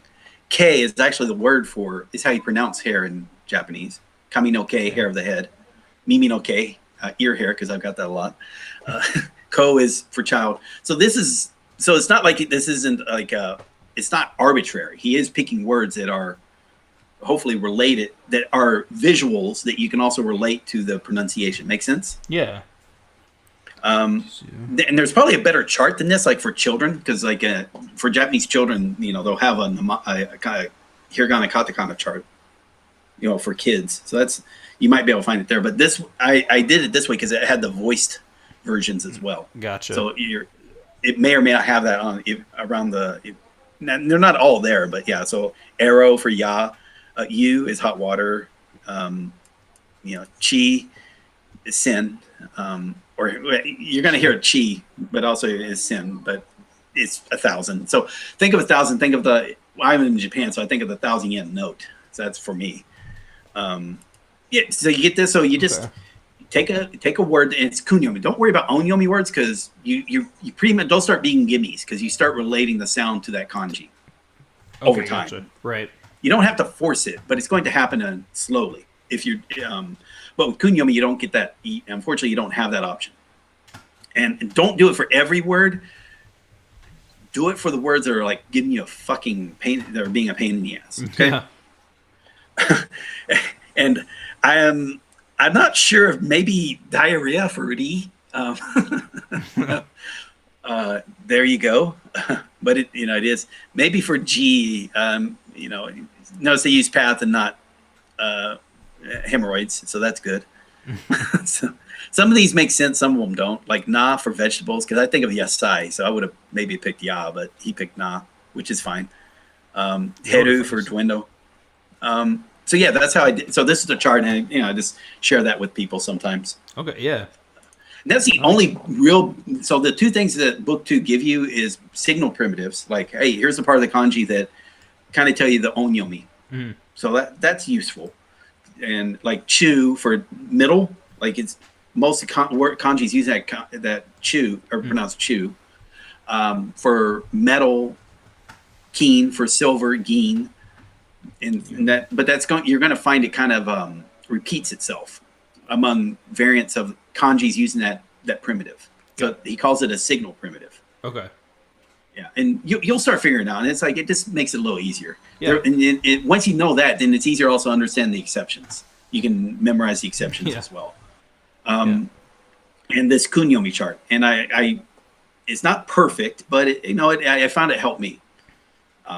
Just get over that whatever was stopping me from.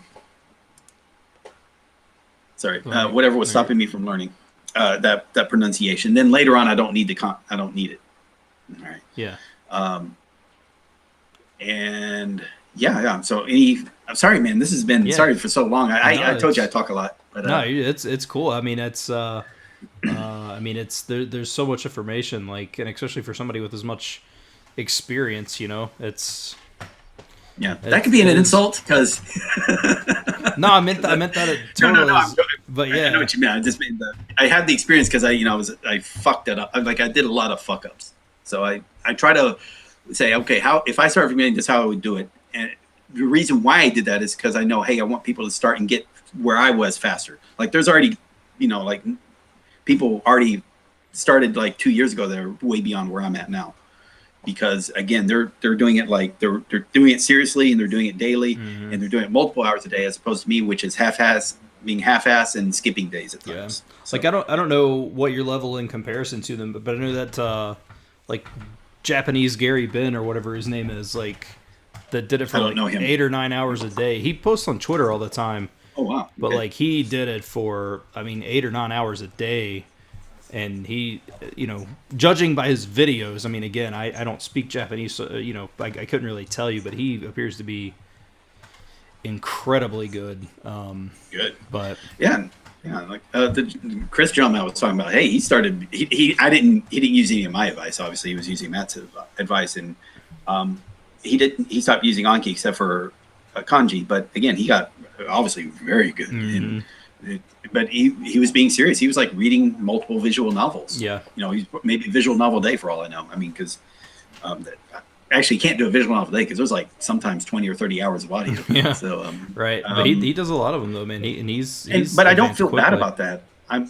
It's like if I were a boss and like I was in the military, there's guys that I helped, that were my subordinates that are now like officers. And part of it was through the help because I know there were like two guys or some people that they were intending to get out of the military, but through mentorship, they stayed in and did well. And there are those that I helped get out of the military because but in a good way, to where again because you can do things beyond what beyond the military. There's nothing like you have to do this one way. Just help out with what their goals are and try to make it to where they get the best of the situation. Yeah. No matter which direction they want to go. Yeah. And same with learning Japanese. Like if you want to do it for reading, this is going to help. Yeah.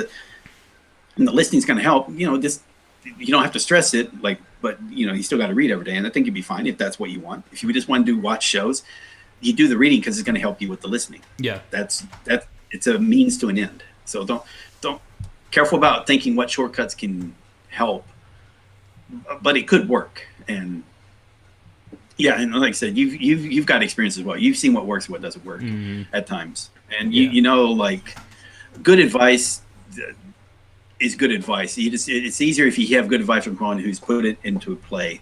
And so that's why, again, you have to do the large grain of salt when you're taking my advice. Because again, I'm not fluent or literate in Japanese. I'm approaching that. I want to get there, but I'm not.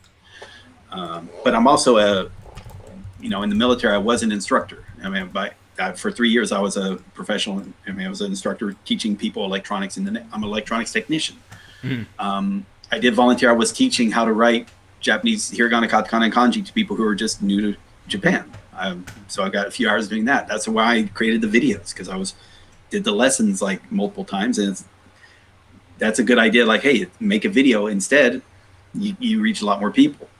And I try to base stuff from situations not even related to Japanese, but I apply that knowledge in a way that makes it. And I'm pretty good about that. Like I was the guy maybe in the military that could come up with the solution. Now I wouldn't know how to do the solution, but I could come up with it. Like I knew what your skills were, so I can give a suggestion as to now here's what you would do. Yeah, I that was more than one more like my commanding officer and my officer in charge had both separately made those comments, for example. So that's kind of what I am. I'm an ideas guy, which you learn. Ideas are very cheap.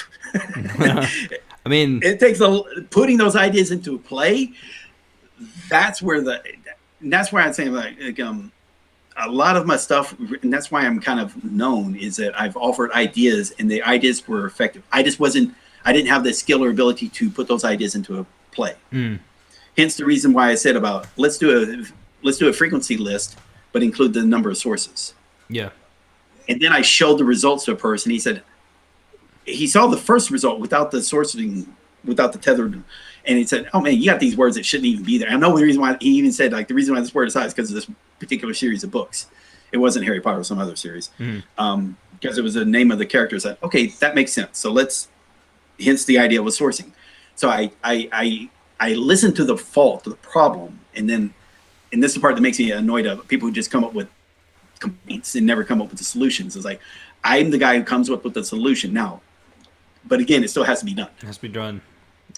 So that's probably why my name pops up when it comes to the Japanese learning community, even though I don't know Japanese.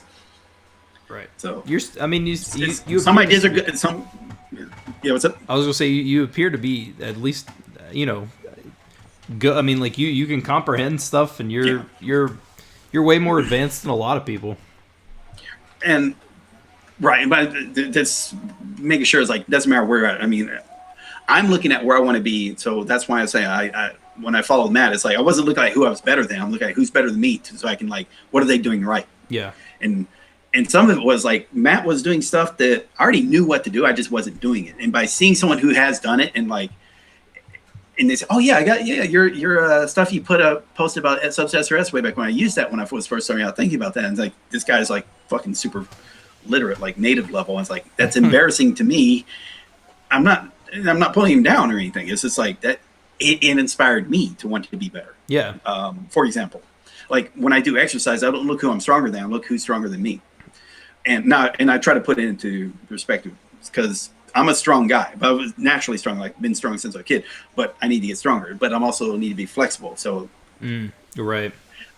It's why I like the idea of CrossFit, even though you don't want to apply CrossFit without, apply it in a measured way. Same like this whole AJATT thing. It was a problem with people wanted to do it like you had said, treat it as gospel, as opposed to being measured and make it apply to your situation, and then maybe see what's wrong with it and improve it. Yeah. Because again, Matt has improved on AJATT, and I think he agreed to that. Because I said my problem with AJATT was, and I gave him the list. And if you ever heard our interview, it was the first time we met when we were just speaking for an hour, and it was always like, oh yeah, that makes sense. We were both saying that. We were both agreeing with each other. Yeah.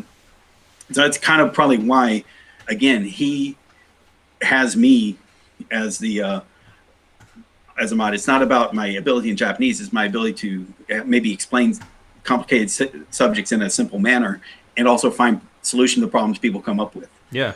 It's kind of the reason why I decided I wasn't for the longest time. I was saying I don't need to be a mod of the Learn Japanese subreddit, but then again, there were problems with that subreddit. So I didn't want to be the mod because I'm good in Japanese. I wanted to because I wanted to moderate the subreddit and make it more usable because it was like getting out of hand. Because the mods that he had hired were not doing the job, and he couldn't do the whole job himself because it was just like 300,000 people, 300,000 subscribers. Right. You need to manage it. And I had to be very careful that I keep that separate from what I do because again, so I really backed off on how much I post on there, but but again, keep it separate because I'm good about doing that. Like, again, I'm in the military. I have a top secret clearance, so you got to be able to like talk about something and then keep it separated to a point. Yeah. And that makes sense. Yeah. I think it makes a lot of sense. So, look, I'm going to. We just hit the 3-hour mark. Yep. I'm going to. And however, I think.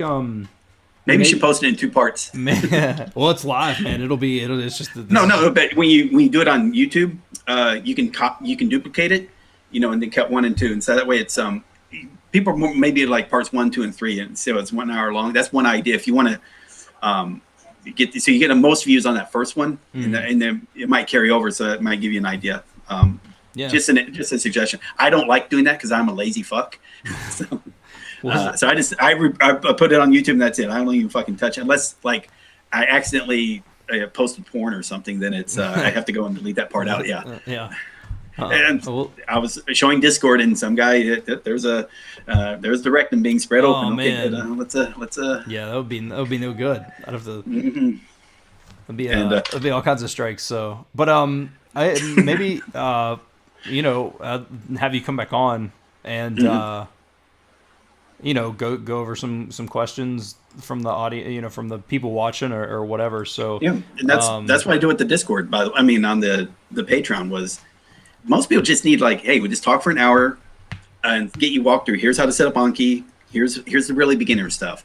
Come back to me in like 2 or 3 months. Let's add another hour and discuss at a higher level what needs to be done. And that's mainly, again, that's all I'm doing is like getting beginners started so they can do most of the work. They just need like 1 or 2 hours of help. Yeah. And then send them on their way. Yep.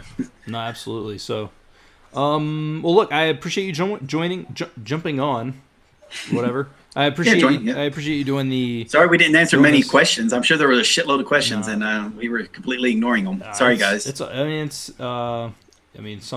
I tried to get some questions, but I'll look in the YouTube post and I'll answer that way, maybe. There you go. Yeah, if you have questions we didn't get to, which are most of them, put them in the comment section. And then again, it's something you can come back on and we can just do like a specific Q&A, like live stream or something. So yeah, I want to be careful about doing that, but yeah, maybe in 6 months or so, like yeah, not like because you might decide to give up on Japanese and go to a different language. That happens, and whatever. But I think you're sticking with it. I think you found I've found you it found works. the thing that's working. Yeah, for sure. That happened with me. That for me it was kanji. It made it work. It's like, okay, cool. I'm gonna do it for real. Yep. That's exactly. For you, it could be anything else. And and just have fun.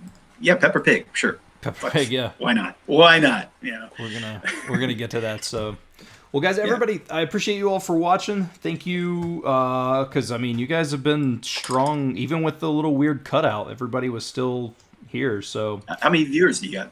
Right now, well, it's starting to go down now from where I said I was ending. I guess it's 14, but it was usually upwards of 30 for the most part. So more than I ever had. Okay. But yeah, you guys. So thank you all for watching. I am going to end the stream now, and I will see you all in the next stream. And end. Boom.